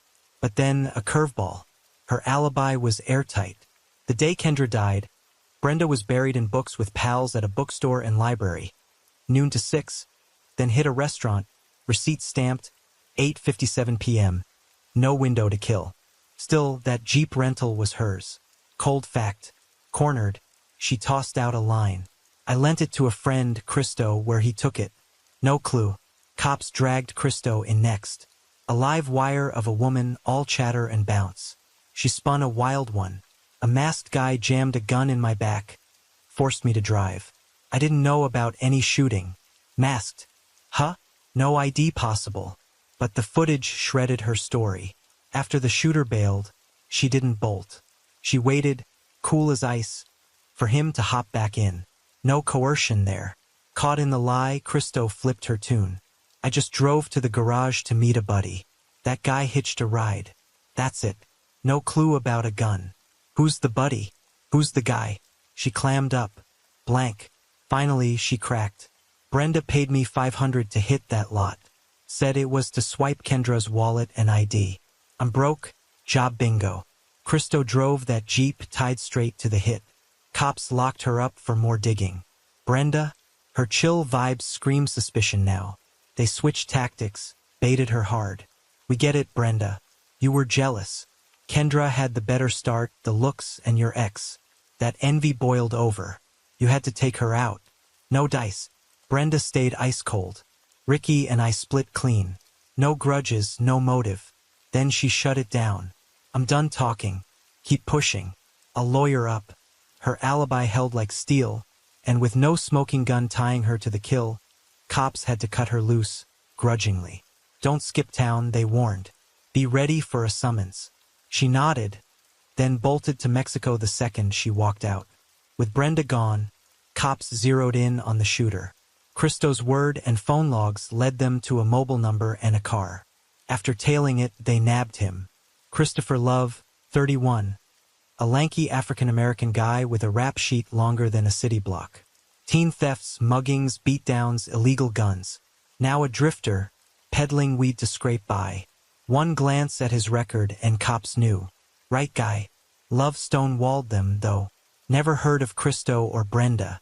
No clue what you're on about. I've got an alibi. He stuck to his guns, but a search of his ride turned up a Smith & Wesson .40 under the dash.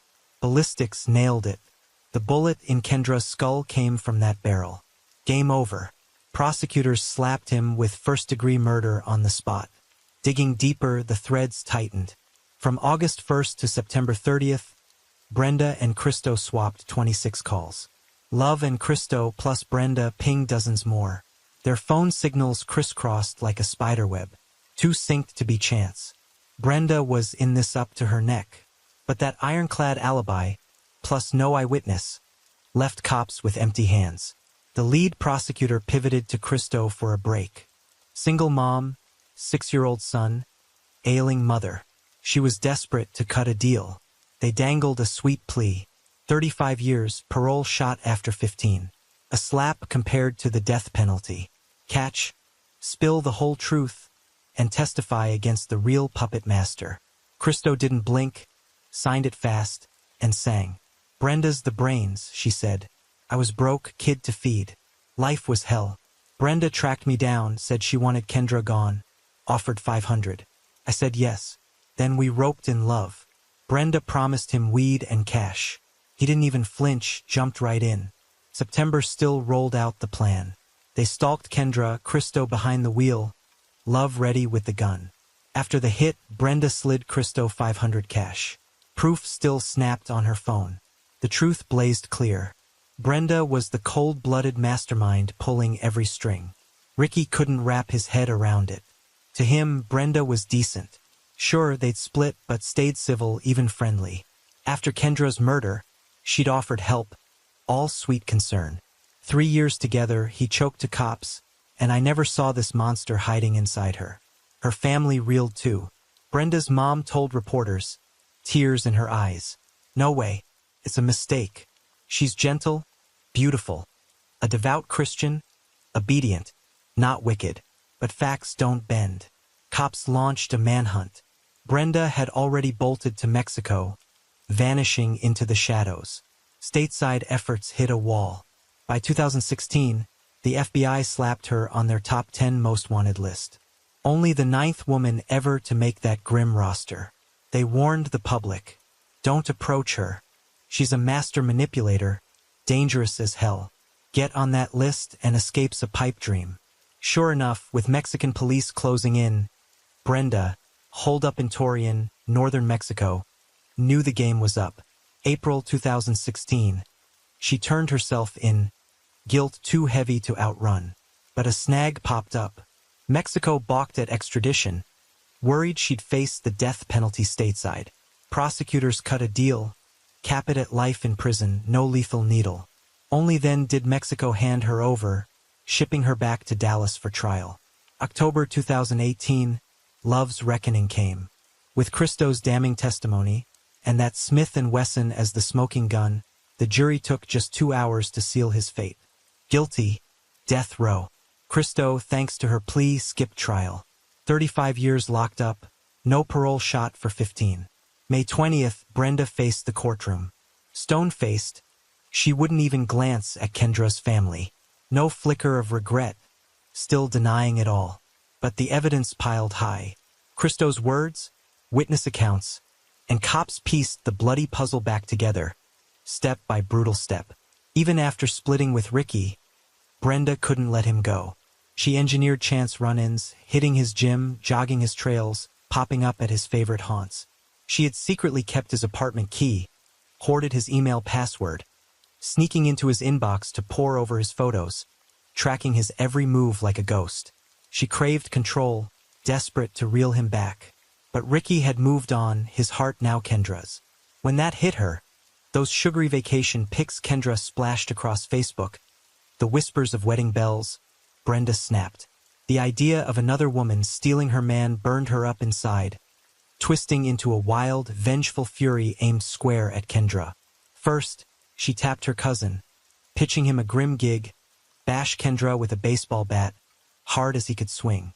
She dangled a car or cash as bait. He later testified, I thought she was drunk, rambling crazy, I didn't bite. Rebuffed, Brenda turned to her bestie, Jennifer, with a darker deal, club Kendra senseless or spike her with drugs to knock her out cold. In return, a car, $2,000 and a stash of dope. Jennifer spilled to cops, I told my folks, they said she'd lost it, I said no way. Brenda was obsessed with Ricky, sick-level stuff, always yapping about him. I was gonna room with her, but when she wouldn't shut up about him and started plotting Kendra's death, I saw danger and bailed.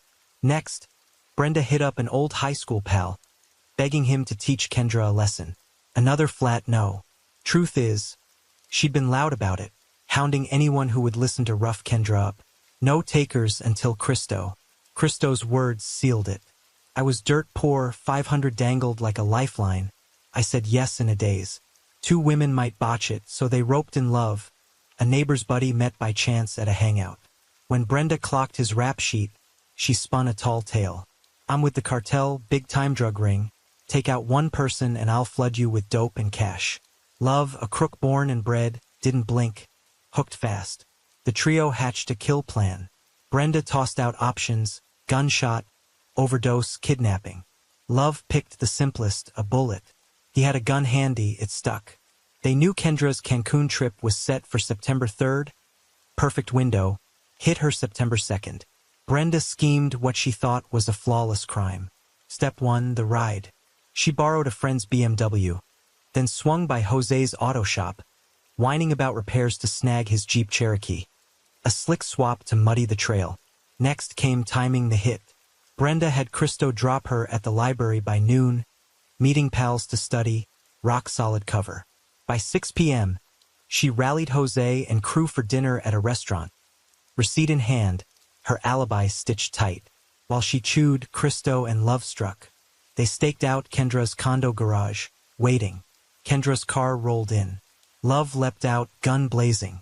He swiped her wallet and camera too, staging a robbery gone bad. Brenda rang to confirm the deed, then told Christo to ditch the Jeep back at Jose's. Next day, the cops aired the garage footage. Brenda spun a quick lie to Jose. Christo might have used it to move drugs. Ditch that Jeep, repaint it, stay clean. Then she pinged Love and Christo hundreds of calls, tying it all together. They'd synced their stories. If cops came knocking, deny everything, pile on lies. But Jose and his family huddled up, then tipped the police, cracking the case wide open. Christo's testimony, Ricky's words, witness accounts, hard evidence. It all clicked. The jury took just 20 minutes to call it guilty. Death row loomed for Brenda, but that Mexico deal capped it. Life without parole instead. Ricky sat shattered in court, couldn't even glance her way, until cops pressed him to ID the accused. He turned, eyes locking on her for a fleeting beat, then away.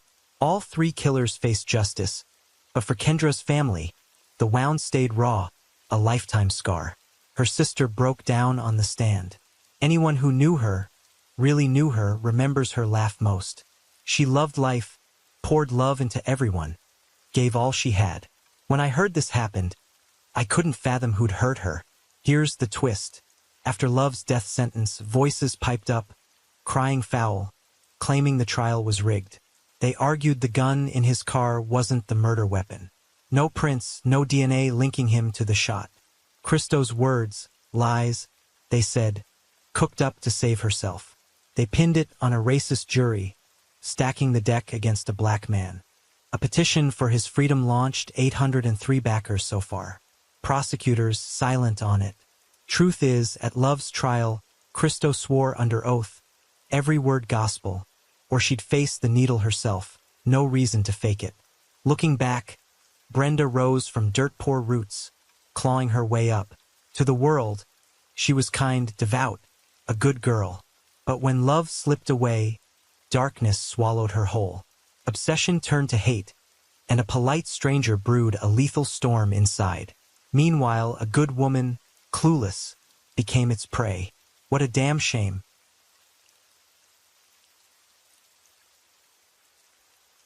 Story 5.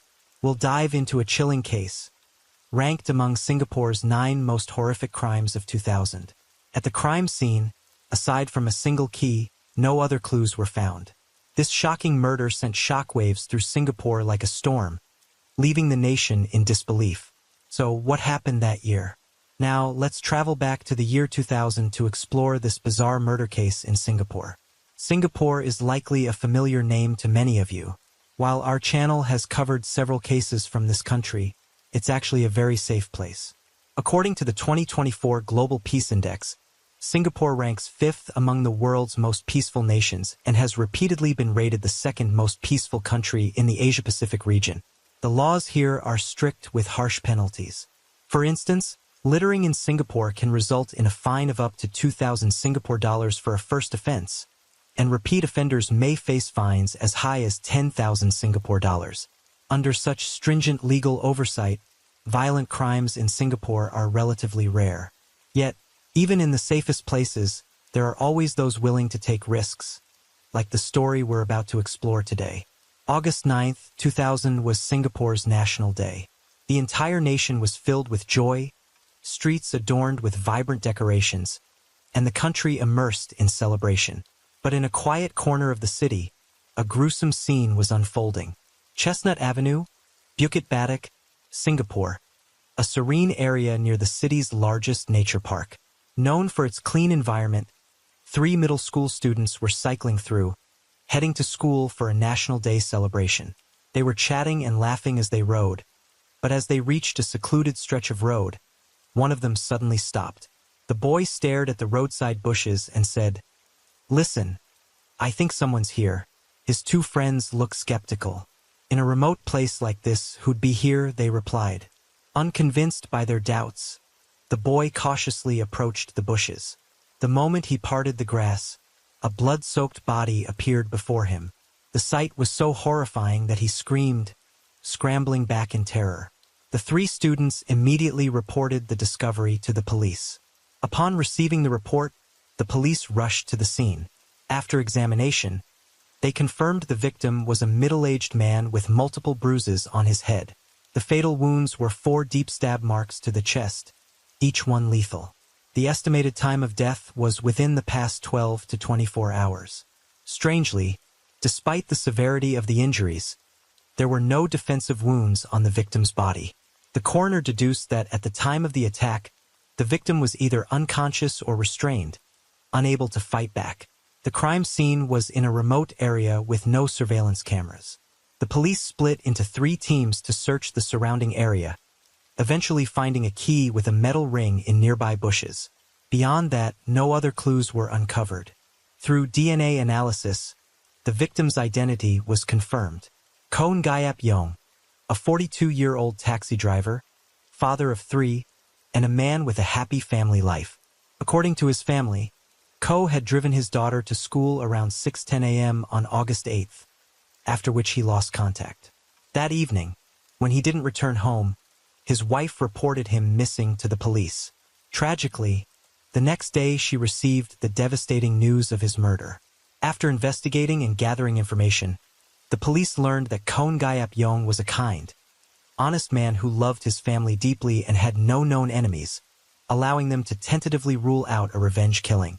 Additionally, when found, the victim's money had been completely taken, leading the police to suspect that greed may have been the motive. They believe the key to solving this case lay with Kon Gayap Yong's taxi, license plate SHB 540C. Since the vehicle wasn't at the crime scene, it's likely the killer drove it away after the murder. The police mobilized a large force, launching an extensive search. At around 4:55 p.m. on August 10th, the police finally located Kon Gayap Yong's taxi in the parking lot of Block 628A, Bukit Batok Central. Unfortunately, only the vehicle was found. The killer had been meticulous, leaving no fingerprints behind. The police set up an ambush in the area for several days, but came up empty-handed. On August 26th, 18 days had passed since Kon Gayap Yong's murder. While the police were still grappling with that case, another horrific killing shook the city. A witness reported seeing 2 men openly using a gun to commit murder on the Jalan Kukoh overpass. The act was shockingly brazen. Singapore is known as one of the safest countries in the world with strict gun control laws. For someone to dare fire a gun in broad daylight on a public street was nothing short of reckless. When the police arrived at the scene, the crowd of curious onlookers on the overpass had long dispersed. All that remained was the body of a middle-aged man lying on the ground, his face disfigured, with bullet wounds to his head and chest. Blood splattered everywhere. Through investigation, The victim was identified as Jahaber Sathik, a 39-year-old currency exchange businessman. Born in India, he was a permanent resident of Singapore. On the day of the incident, Sathik had just finished work at a bank. Moments after stepping outside, he was ambushed by robbers. Despite agreeing to hand over his money, the thugs shot him mercilessly. This brutal scene unfolded in a bustling central area with many passers-by, and several witnesses saw the attack. The case quickly made headlines and became a trending topic online. In just 18 days, 2 murders had struck Singapore back-to-back. After hearing the news, the public was gripped by fear, worried they might one day face a similar fate. Authorities issued an urgent order to solve the cases as quickly as possible. The police still had no leads on Khon Gayap Yang's murder, and now, with another case on their hands, the pressure to crack both was unimaginable. According to witnesses at the scene, there were 2 perpetrators, both armed with guns. They demanded Sathik hand over his money before taking his life.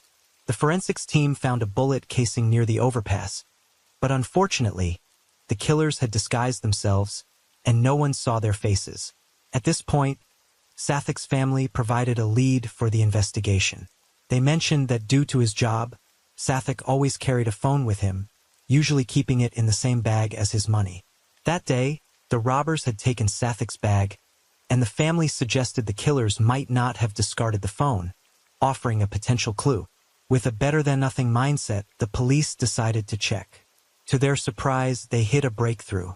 Sathik's phone was still being used by the perpetrators, either out of sheer stupidity or blatant disregard for the police. Police technicians meticulously analyzed the phone's call logs, eventually identifying 3 suspects: Camille, 33, Ibrahim, 35, and Rosli, 30.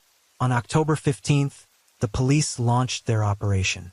To ensure a smooth arrest, they devised a detailed plan, splitting into 3 teams to act simultaneously. In the end, they successfully apprehended all 3 suspects. After verification, Camille and Ibrahim were confirmed as the culprits who robbed and killed Sathik.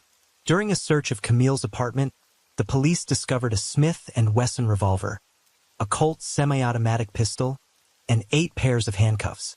However, there were only 7 corresponding handcuff keys. One was missing.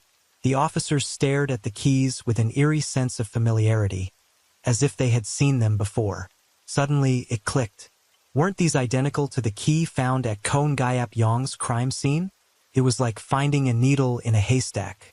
Khon Gayap Yang's murder might also be linked to these men. While investigating the 3 suspects, a friend of Camille provided a crucial tip, revealing that Camille had a locker at the Choa Chu Kang shopping center, where he often hid suspicious items. Acting on this lead, the police rushed to Choa Chu Kang and, sure enough, found a dagger wrapped in newspaper inside the locker. This was no ordinary dagger. It was a standard military bayonet, about 13 centimeters long with an extremely sharp blade, serrated on one side and designed to be attached to a rifle. Though the dagger appeared clean, the Singapore Health Sciences Authority detected traces of blood inside its handle. DNA testing confirmed the blood belonged to Khon Gayap Yang. Additionally, the police verified that the 7 keys recovered from Kamal's apartment matched the key found at Khon Gayap Yang's crime scene in structure, design, and size. Moreover, they perfectly fit the 8th pair of handcuffs. With this, Camille was now tied to Khon Gayap Yang's murder with undeniable evidence. Seeing their crimes exposed and knowing they could no longer hide, the 2 accomplices sought leniency by confessing their involvement in Khon Gayap Yang's murder. The Singapore police breathed a sigh of relief. After months of investigation, the case was finally coming to light, and they could report progress to the public. But the story doesn't end there. The 3 suspects were transferred to Singapore's High Court to await trial, and the real drama was just beginning. On October 18, 2000, the prosecution charged Camille, Ibrahim, and Rosli with first-degree murder. What followed was a complex trial. Sathik's case was straightforward due to eyewitness accounts, making the sentencing relatively simple. However, the trial for Khon Gayap Yang's murder proved far more complicated. With no witnesses, the court had to rely on the suspect's statements to reconstruct the truth. but their accounts starkly contradicted each other, resembling a classic Rashomon scenario. The three turned on each other in court, skillfully shifting blame and pointing fingers, each desperate to evade responsibility. Let's start with Camille's testimony. He stated, "A while back, I traveled to Thailand and bought 2 handguns and a dagger for self-defense. Perfectly reasonable. On August 8th, at around 10:45 a.m., I brought these items to meet Ibrahim and Rosalie at a cafe in Western Bukit Batok. They were both broke and didn't want to work, so we discussed robbing a jewelry store. That day, I carried a handgun loaded with 6 bullets, a Colt semi-automatic. I prepared a backpack for Rosalie, an Adidas one, containing the dagger, a pair of handcuffs, a mask, and gloves. For Ibrahim, I packed a Timberland backpack with a Smith & Wesson handgun, another pair of handcuffs, a mask, and a hammer. Before we acted, Rosalie suggested we secure a getaway car first. Waiting to call a taxi after the robbery would be too risky. It made sense, so we planned to steal a car. But after an hour of trying, not only did we fail to steal a vehicle, we nearly got caught by patrolling police. At that point, Rosalie came up with another idea. We'd stop a taxi, restrain the driver, and release him after robbing the jewelry store. I was hesitant about this plan, but before I could decide, they had already flagged down a taxi. The driver was Kon Gayap Yong. Ibrahim sat in the front passenger seat, while Rosalie and I sat in the back. I wanted to head straight to Woodlands, where there are plenty of jewelry stores and banks. Easy targets. But the other two thought we should restrain the driver first. There's a secluded spot on Chestnut Avenue, perfect for hiding someone, so we went there. Once we arrived, they threatened the driver to get out of the car. Terrified, he kept pleading, "Don't kill me. Don't kill me. I'll give you all my money." To intimidate him, I pulled out my handgun and waved it around. It worked. He got out immediately and tried to run. Rosalie quickly grabbed him, cuffed his hands with the handcuffs, and dragged him into the bushes. A minute or two later, Rosalie came out of the bushes with the dagger covered in blood and the handcuffs in hand. He said he'd stabbed the driver 3 or 4 times. This was completely off script. Our original plan was just to steal the car, not to harm anyone. But the deed was done, and there was no turning back. We had to leave the scene. Ibrahim then drove us to Woodlands. In the car, we split over 500 Singapore dollars from the driver's wallet. Woodlands has plenty of jewelry stores, but the incident left us rattled, so we didn't dare act rashly. We decided to disguise ourselves, buy new shirts, get haircuts. While they were getting their haircut, I scouted the nearby jewelry stores and noticed cameras everywhere, so we abandoned the robbery plan entirely. After wandering around Woodlands with nothing to show for it, we returned to Bukit Batok. Ibrahim handled the car, wiping down fingerprints, while Rosalie and I waited for him at the subway station. Once he returned, we watched a movie, then each went home. Around 5 p.m., I got home, took a shower, and planned to throw away the jeans I'd worn and the dagger. But the dagger was expensive, and I couldn't bear to part with it. I cleaned it, applied anti-rust oil, wrapped it in newspaper, and stored it with another dagger I'd bought long ago in my locker. Later, I started to worry. If the crime ever came to light and the police came knocking, that dagger would be damning evidence. Plus, it had harmed someone and keeping it felt like bad luck, so I threw it away. I want to emphasize again, I never intended to harm the driver. Rosalie acted on his own and killed him. I deeply regret what happened that day, but Kanjayap Yong's death truly has nothing to do with me. That was Kamal's full account of the events. Interestingly, when disposing of the dagger, he mixed it up with another similar one and threw away the wrong knife. Perhaps this was fate at work. In his testimony, Kamal tried to paint himself as a mere follower who only supplied the weapons, claiming the real decisions were made by the other two. But is that the truth? Ibrahim and Rosalie also gave their versions of the events that day. While their accounts largely aligned with Kamal's, there were key differences in certain details. Most crucially, both insisted that Kamal was the true mastermind behind the crime. Ibrahim stated, Kamal approached Rosalie first, showing him the 2 guns and proposing the robbery plan. At first, Rosalie hesitated, but after a few meetings, he wavered. Not only did he agree to the robbery, but he also roped me in to help because of my driving skills. In early July 2000, the three of us met and officially planned the heist. In reality, Kamal's initial target wasn't a jewelry store. He had bigger ambitions, aiming to rob cash and transit couriers. On August 8th, we waited near an ATM for a long time, but after spotting the police, we had to abandon the plan to rob cash directly. As for stealing the car and killing the driver afterward, I had no part in that. I was just the driver. Rosley echoed this, claiming that Kamal orchestrated everything, being the first to suggest stealing the car and killing the driver. On the way, he directed us to Chestnut Avenue, a place he knew well. When we arrived, he pulled out his gun and ordered the driver to get out. The moment the driver saw the gun, he tried to run. Kamal handed me a pair of handcuffs and told me to stop him. At first, I only planned to hide the driver in the bushes. He kept begging me, saying he had a family and children. I didn't want to harm him, but Kamal forced me at gunpoint, ordering me to act quickly. I had no choice but to comply, stabbing the driver 4 or 5 times in the left chest, then taking the handcuffs in his wallet. When I returned to the car, I was trembling with fear. Camel, cold as ice, said, "This is the price of betrayal. I swear from start to finish, I never intended to harm the driver.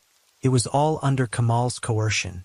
I begged the court for a chance to repent and make amends. In Rosley's testimony, we hear a completely different story. He portrays himself as a pitiful figure, forced into the crime, while casting Kamal as a cold-blooded monster who initiated all the wrongdoing. Each of the three spun their own narrative, blaming the others and distorting the truth. The judge sifted through their chaotic testimonies, confirming key details of the crime. 1. Kamil was the mastermind and the one who supplied the weapons. 2. Rosley was the one who directly killed Kunjayapyong. 3. The three suspects shared the intent to rob, and together they committed Kunjayapyong's murder. As a criminal gang, none of them could escape responsibility. Faced with these findings, the defense lawyers for the three suspects raised objections. Kamil's lawyer argued, Kamil didn't inflict any injuries on the driver, nor did he intend to harm anyone. The one who actually killed Kunjayapyong was Rosley. Only Rosley had that motive among the three. Rosley's lawyer countered, if Kamil hadn't threatened him with a gun, Rosley would never have stabbed the driver. His plan was only to hide the driver, not to kill anyone. Ibrahim's lawyer stated, his role in the entire incident was merely that of a driver. He never participated in any criminal acts. They were all planned by Kamil and Rosley. Therefore, he's innocent. Ibrahim's lawyer stated, his role in the entire incident was merely that of a driver. He never participated in any criminal acts. They were all planned by Kamil and Rosley. Therefore, he's innocent. The three defense lawyers argued fiercely in court, each showcasing their skills. They fought tooth and nail to secure the maximum leniency for their clients. Notably, one of Rosley's lawyers, David Razif, would, 5 years after this case, embark on a criminal path himself, becoming one of Singapore's most wanted fugitives. He defrauded clients of approximately 11.3 million Singapore dollars and some gold before fleeing the country in 2006. But that's a story for another time. In response to the defense arguments, the judge provided clear reasoning for the convictions. As the mastermind, Kamil not only supplied the weapons but played a central role throughout the crime. He gave the handgun to Ibrahim and the dagger to Rosley, clearly anticipating that these weapons would be used. If not, why would he have gone to the trouble of buying them in Thailand and distributing them to his accomplices? More damningly, before they got into the taxi, Kamil explicitly told Rosley to eliminate Kunjayapyong. While Rosley carried out the killing, Kamil stood guard with his gun, later ordering Ibrahim to wipe down the taxi to erase fingerprints. All of this reveals him to be a cunning and dangerous criminal with a ruthless mind. As for Ibrahim, his defense hinged on 2 main points. First, he claimed he didn't participate in the murder, and second, he insisted he was unaware of Rosley's intent to kill the driver. This was a clear attempt to downplay his role. Throughout the incident, Ibrahim remained in the car, waiting to pick up his 2 accomplices, which shows he implicitly agreed to the crime from the start and was complicit in it. His claim of not knowing Rosley intended to kill the driver lacks credibility. When the driver got out of the car, Rosley had already drawn the dagger, and Camel had even pulled out his gun. Rosley then dragged the driver into the bushes with the dagger in hand. His intent to commit a crime was obvious. There's no way Ibrahim could have been unaware. His defense was merely a pretense of ignorance, an attempt to evade responsibility. Finally, there's Rosley, who repeatedly claimed Camel forced him to act. Yet, despite the victim's desperate pleas, Rosley showed no mercy. Moreover, if he were truly coerced, there would have been no need to brutally stab the driver 4 times, each strike fatal. Even after committing such a vicious act, he calmly removed the handcuffs and took the driver's wallet. These actions reveal that Rosley wasn't coerced. He was simply trying to escape accountability. The judge stated, when a crime is committed by multiple individuals, each person bears responsibility as if they had acted alone. If you knowingly join a criminal group with a clear understanding of its purpose, you cannot seek leniency or exemption from responsibility by claiming you were later forced by your accomplices. Simply put, if you willingly participate in a crime, you must face the consequences. On September 5, 2001, after 19 days of trial, the High Court delivered its final verdict, sentencing all 3 men to death for murder. The judge noted, facing the death penalties, all 3 initially disagreed and filed appeals. However, Camel eventually withdrew his appeal and accepted the death sentence. On February 18, 2002, the court rejected Rosley and Ibrahim's appeals. In reality, even if their appeals had succeeded, Camel and Ibrahim couldn't have escaped the death penalty. They had already killed Sathik in a separate, unlawful armed robbery, so their fate was sealed regardless. On October 25, 2002, the 3 were executed by hanging at Changi Prison in Singapore, bringing this tragic chapter to a close. That concludes today's video. Reflecting on these 2 cases, they sparked heated discussions in Singapore, drawing immense public attention. The cases not only deepened the public's awareness of the cold-blooded brutality of criminals, but also prompted the government to strengthen law enforcement and public safety measures. Of course, they also serve as a reminder to citizens that, even in a country with strict laws and strong public order, crime can still occur, so vigilance and self-protection are always necessary.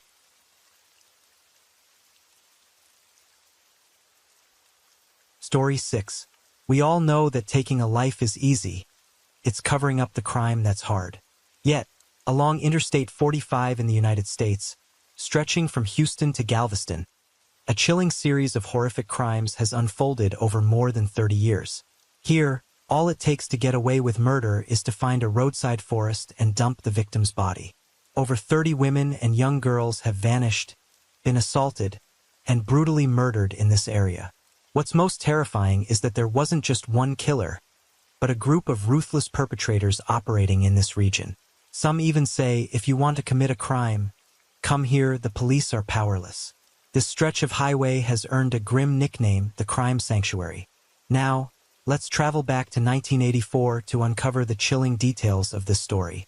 Located in the south-central United States, Texas is the 2nd largest state in the country and has a controversial distinction. It's extremely lax gun control laws. With a population of 29 million, Texas leads the U.S. in privately owned firearms, boasting over 1 million guns, double the number in Florida, the state in 2nd place. Tragically, in 2021, Texas also topped the nation in gun-related deaths. Despite a string of mass shootings, many Texans remain steadfast in their belief in the right to bear arms, viewing guns as the best means of self-defense rather than relying on police protection. Tim Miller is a father who lost all faith in law enforcement. He had a daughter named Laura Lynn Miller. Born on July 17, 1968, Laura was a lovable girl with a natural talent for music, once a member of her school's choir. But fate dealt her a cruel hand. Her worsening epilepsy shattered her dreams. She had to take medication twice a day, which severely impacted her studies and forced her to abandon her passion for music. At the time, the hippie movement was sweeping through America and white powder drugs began infiltrating the youth culture. Laura and her friends weren't immune to this wave. Yet, with her family's love and support, Laura managed to lead a relatively stable life. She even had a boyfriend. But everything changed when she turned 16. On September 10, 1984, Laura excitedly told her father she wanted to invite her boyfriend over for dinner. Tim happily agreed. The Miller family had just moved to League City, Texas, an area near Interstate 45. At the time, they hadn't yet installed a landline, and mobile phones were far from common. So Laura had to use a nearby public payphone to make the call.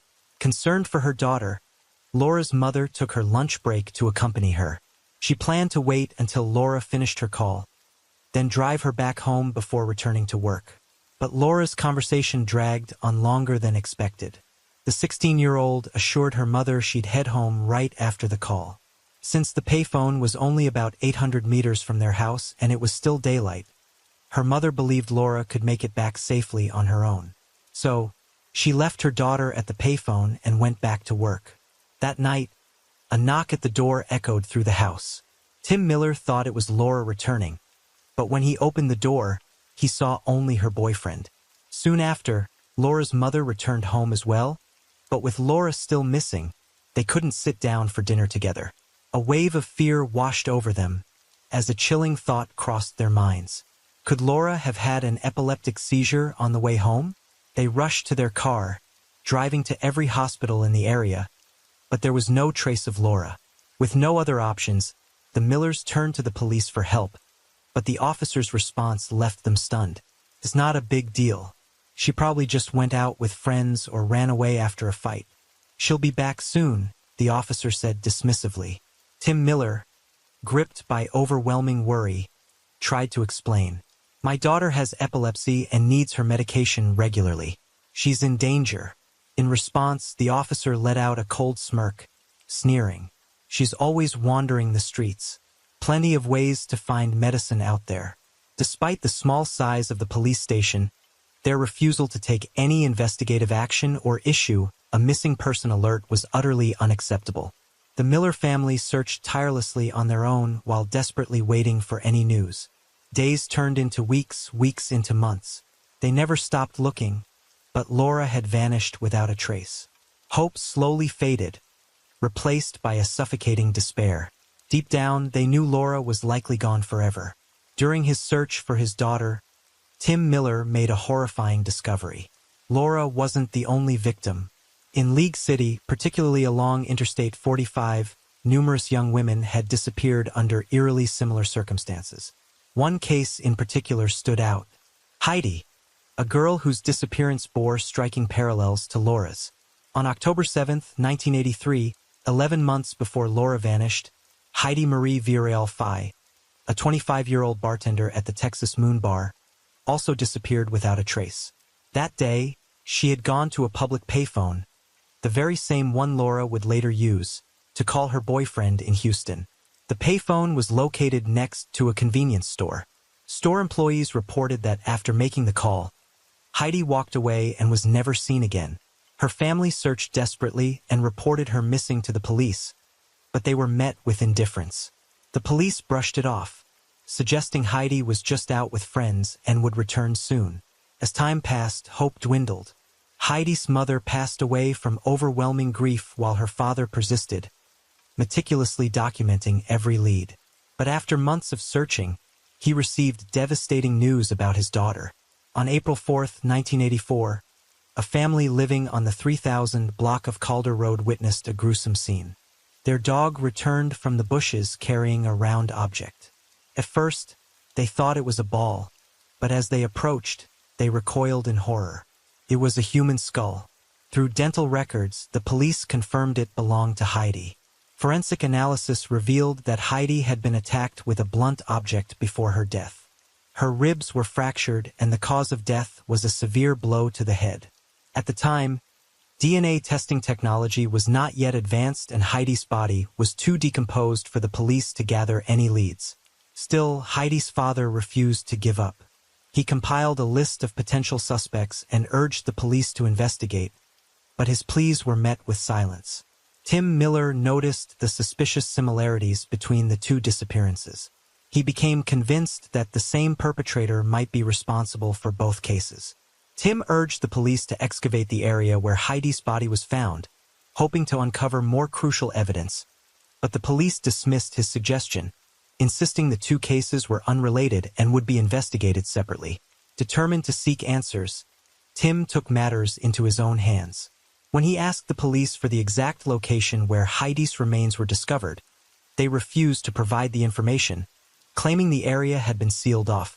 Even more suspiciously, they warned Tim not to contact Heidi's family, citing a desire to let them grieve in peace.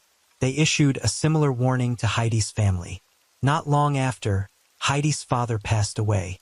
On February 2nd, 1986, 17 months after Laura's disappearance, a group of children riding bikes stumbled upon a horrifying discovery in the same area where Heidi had been found.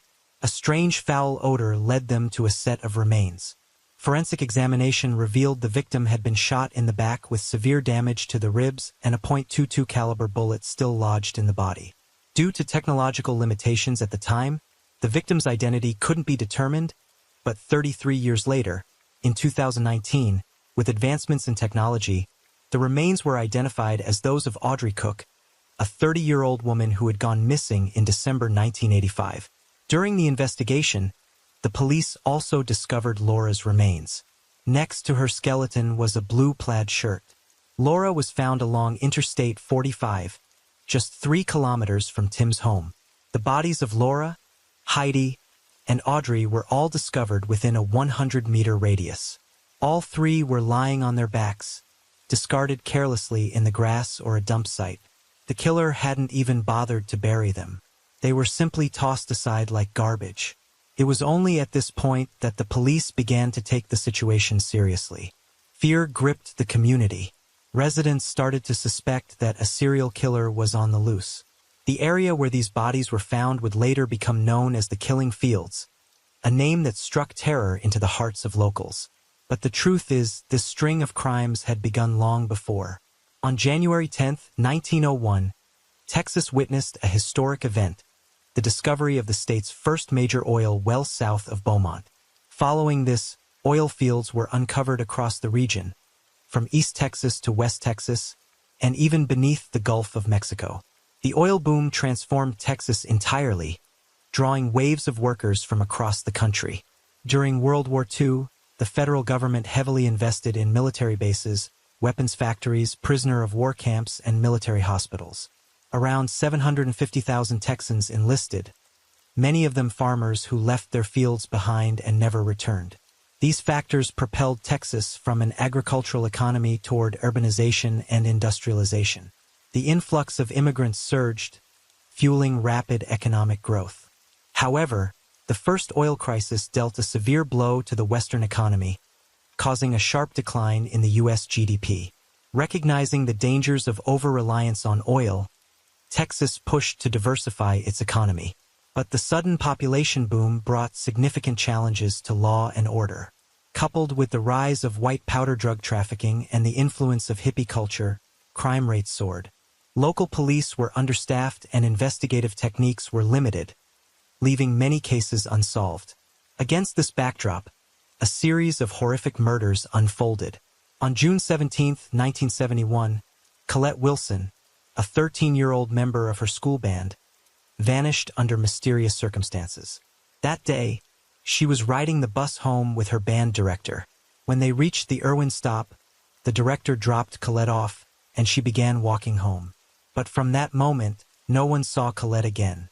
5 months later, her decomposed body was found near the Attucks Reservoir, with the cause of death determined to be a gunshot to the head.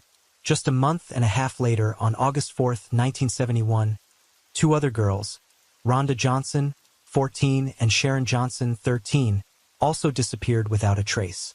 The 2 were best friends, often hanging out at Clear Lake Beach and frequenting a local swimsuit shop. That day, they vanished while heading to the store.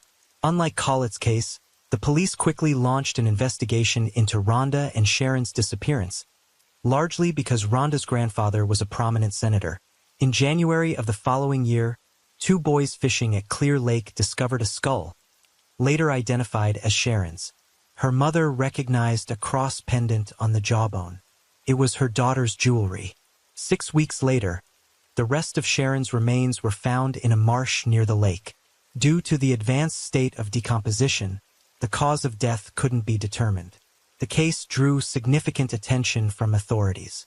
By late May 1972, Sheriff Don Morris and Deputy Sheriff Tommy Deal took over the investigation. The two, with their hard-boiled detective personas, swiftly arrested a suspect just weeks later. The suspect, Michael Self, a man with a prior criminal record, confessed to the murders of Rhonda and Sharon under interrogation by the two officers. On May 15, 1973, Michael was sentenced to life in prison. At first glance, the case seemed resolved. However, this was one of the rare cases in the U.S. where a suspect was convicted solely based on a confession, with no direct evidence to support it. Years later, strange truths began to surface. 3 years after Michael's imprisonment, the hard-boiled detectives Don Morris and Tommy Deal were arrested for bank robbery. A shocking revelation came to light. The sheriff and his deputy had been part of a robbery gang since 1972. Don Morris was sentenced to 55 years in prison, while Tommy received 30 years. Both were later released early, but Tommy reoffended and was arrested again. This sparked public suspicion. Was Michael Self truly the killer, or had he been wrongfully convicted? Several police officers revealed that Don and Tommy frequently used violence to extract confessions. In fact, after the girls' murders, Michael had voluntarily gone to the police station to prove his innocence. But the moment he stepped inside, Morris brutally beat him. Don threatened, "I need a confession. If you don't write it, I'll shoot you." He placed bullets on the table, intimidating Michael. In the end, Michael signed a confession, but every word was dictated by the two detectives. When his statement didn't match the case details, they forced him to rewrite it multiple times. Beyond that, while in custody, the two officers staged a fake crime scene, taking Michael to the site to photograph him. These details came from Michael's account, making them difficult to verify. Many believed he was innocent. Michael himself consistently refused parole, demanding only a retrial. However, in 2000, Michael passed away in prison at the age of 52, carrying his unresolved grievances to the grave. The case of Michael Self remains controversial, but it at least had some form of closure. Meanwhile, along Interstate 45, countless other cases remained shrouded in darkness. On July 12, 1971, Brenda K. Jones, a 14-year-old girl, vanished while on her way to visit her aunt in the hospital. Her body was later found floating in Galveston Bay near Seawolf Parkway, with a piece of paper or a sock stuffed in her mouth. The cause of death was blunt force trauma to the head. 4 months later, in November 1971, two 15-year-old girls, Debbie Catherine Ackerman and Maria Talbot Johnson, also disappeared. Witnesses reported seeing them being taken by a man in a white pickup truck. On November 17th, Maria's body was found, bound, with her upper body unclothed, floating in the Turner Bayou. The next day, Debbie's body was discovered in the same area. Autopsies revealed both girls had been murdered before their bodies were dumped in the water. On January 7, 1973, the body of Kimberly Ray Pitchford, a 16-year-old girl, was found in a ditch along County Road 65. Kimberly was a quiet girl. That day marked her first driving lesson, but after the class ended, she vanished without a trace. In July 1984, Ellen Ray Simpson Beeson, a 29-year-old woman, was introduced to Clyde Hedrick by her friend Katie at the Texas Moon Bar. Clyde, a smooth-talking man who could sing and dance, quickly captured Ellen's attention. That night, they left the bar together, and Ellen vanished from that moment on. Katie, her best friend, was consumed with worry and repeatedly pressed Clyde for answers, as he was the last person to see Ellen alive, but he consistently denied any responsibility. During a heated argument, Clyde lost his temper and snapped, "You want to see Ellen? I'll take you to her." He led Katie to a dense wooded area on Old Causeway Road, where he overturned old tires and a tattered sofa. A set of skeletal remains emerged. It was Ellen, still wearing the necklace from that fateful night. Clyde threatened Katie. "If you speak a word, this will be your fate." The horrifying scene haunted Katie, and it took her nearly 6 months to muster the courage to report it to the police. Due to the humid climate, frequent storms, and tornadoes in the region, most victims' bodies were found in a heavily decomposed state, often reduced to mere skeletons. Ellen was no exception. The coroner couldn't determine her cause of death.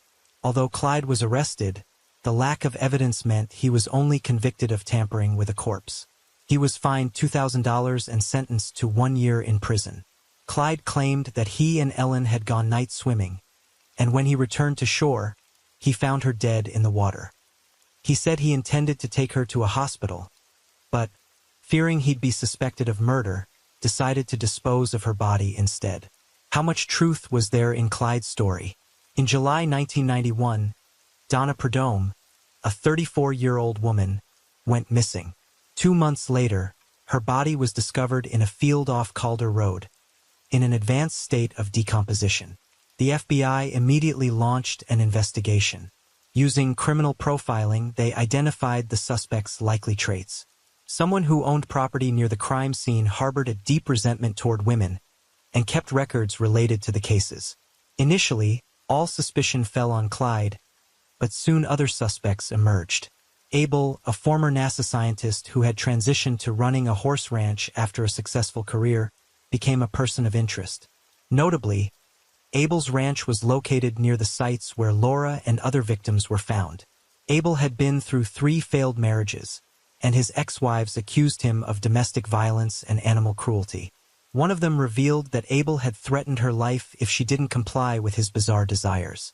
Additionally, Abel showed an unusual interest in the cases, collecting documents and even expressing a desire to assist in the investigations. Most crucially, Abel owned a .22 caliber gun, the same type of weapon that had killed Audrey. The bullet found in Audrey's body could have been a pivotal piece of evidence, but in a tragic twist, that key evidence was inadvertently destroyed. During the processing of Audrey's remains, the forensic team boiled the bones to clean them, accidentally damaging the bullet inside her body. This made it impossible for the police to match it to Abel's gun. Without concrete evidence, Abel remained free. He even began leading tourists to the crime scenes, sparking outrage among the public, especially Tim, Laura's father. After his daughter's death, Tim founded a non-profit organization to support the families of missing victims. Initially, he suspected Clyde, but upon learning about Abel, he became convinced that Abel was the true culprit. Tim rallied others to investigate Abel's horse ranch. They scoured the property, uncovering women's clothing and handbags. Under mounting public pressure, Abel sought a protective order and left the Interstate 45 area. In 2005, he took his own life by driving a golf cart onto a train track. Abel's death left many questions unanswered, and the case hit a dead end, with the killer still at large. On March 5, 1996, Crystal Jean Baker, after an argument with her family, ran away from home. She called a friend from a convenience store near Interstate 45.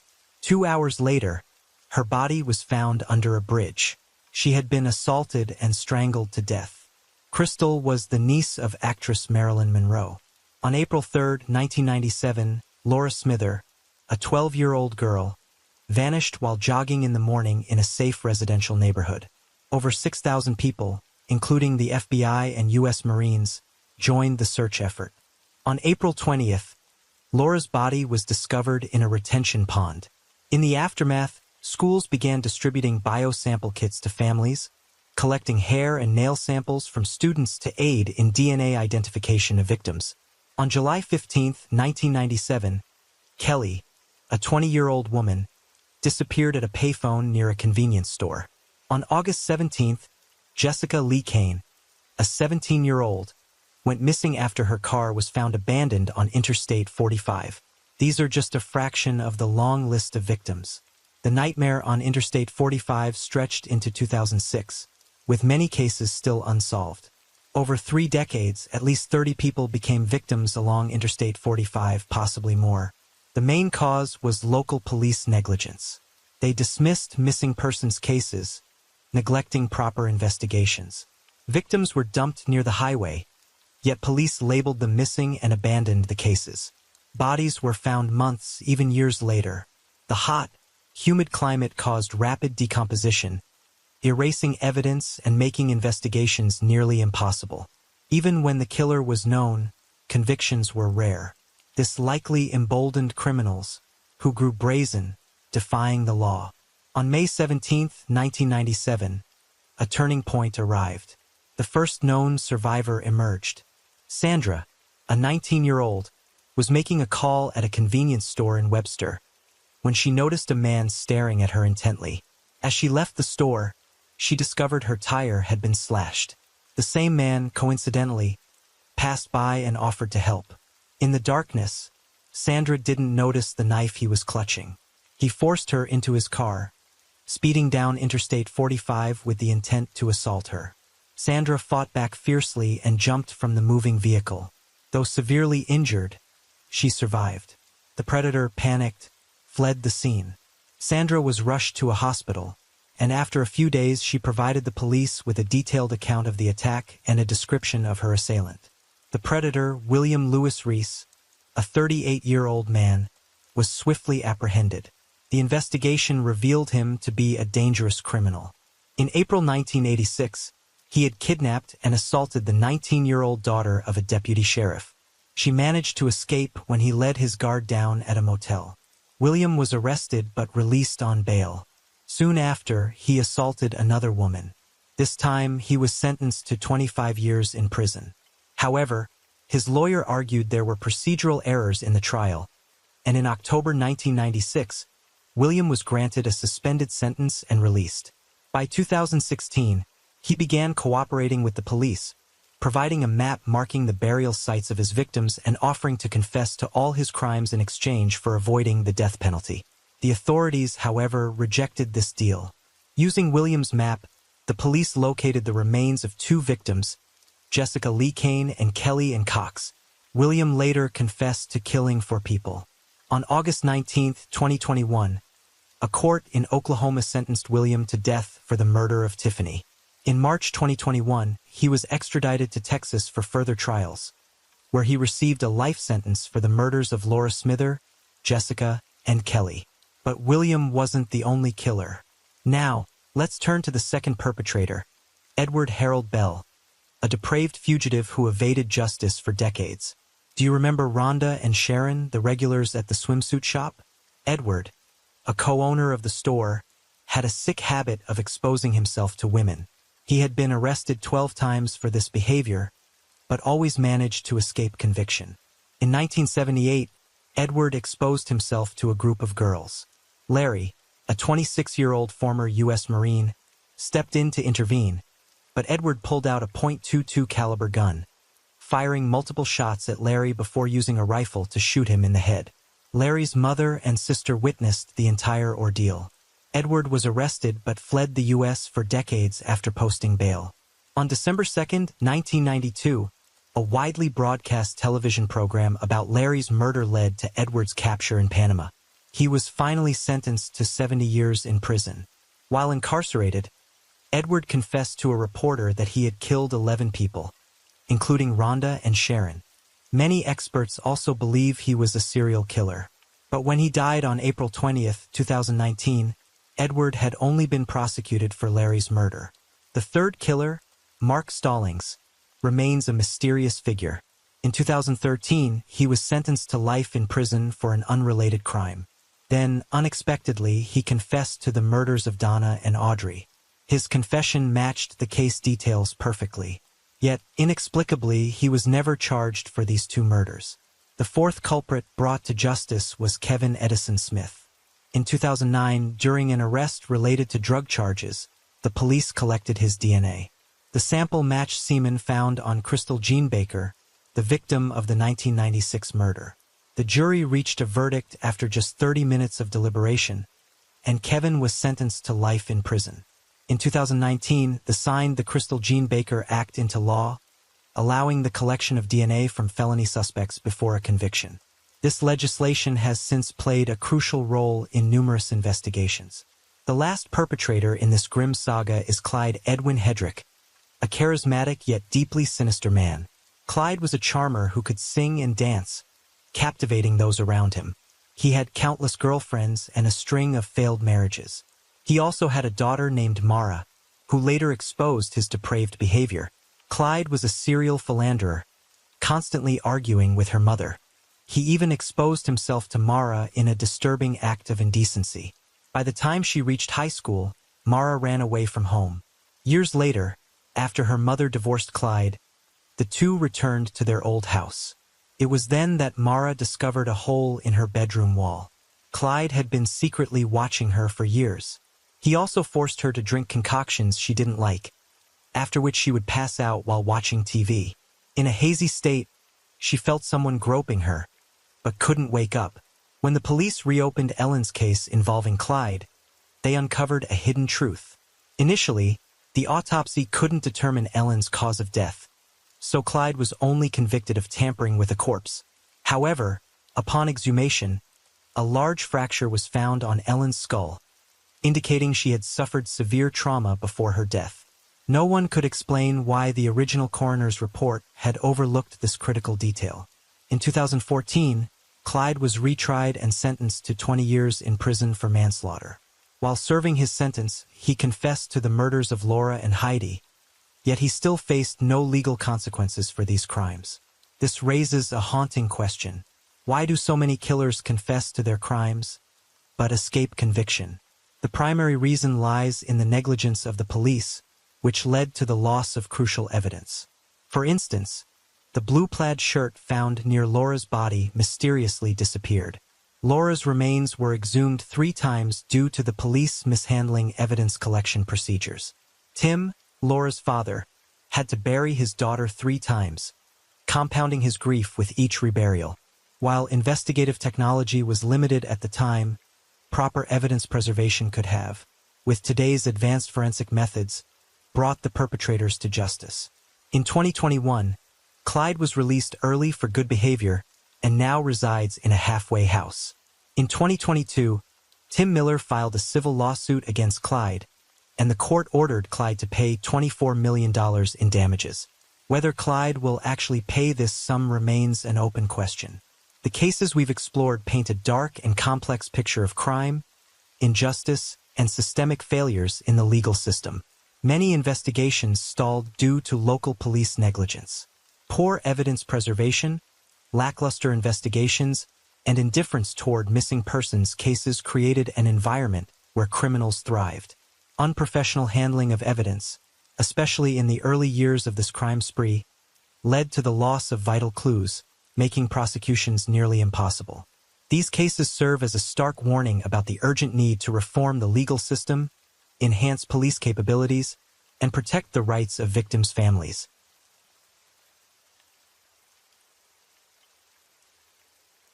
And the night deepens. Thank you for being here with me at Radio Night Crime.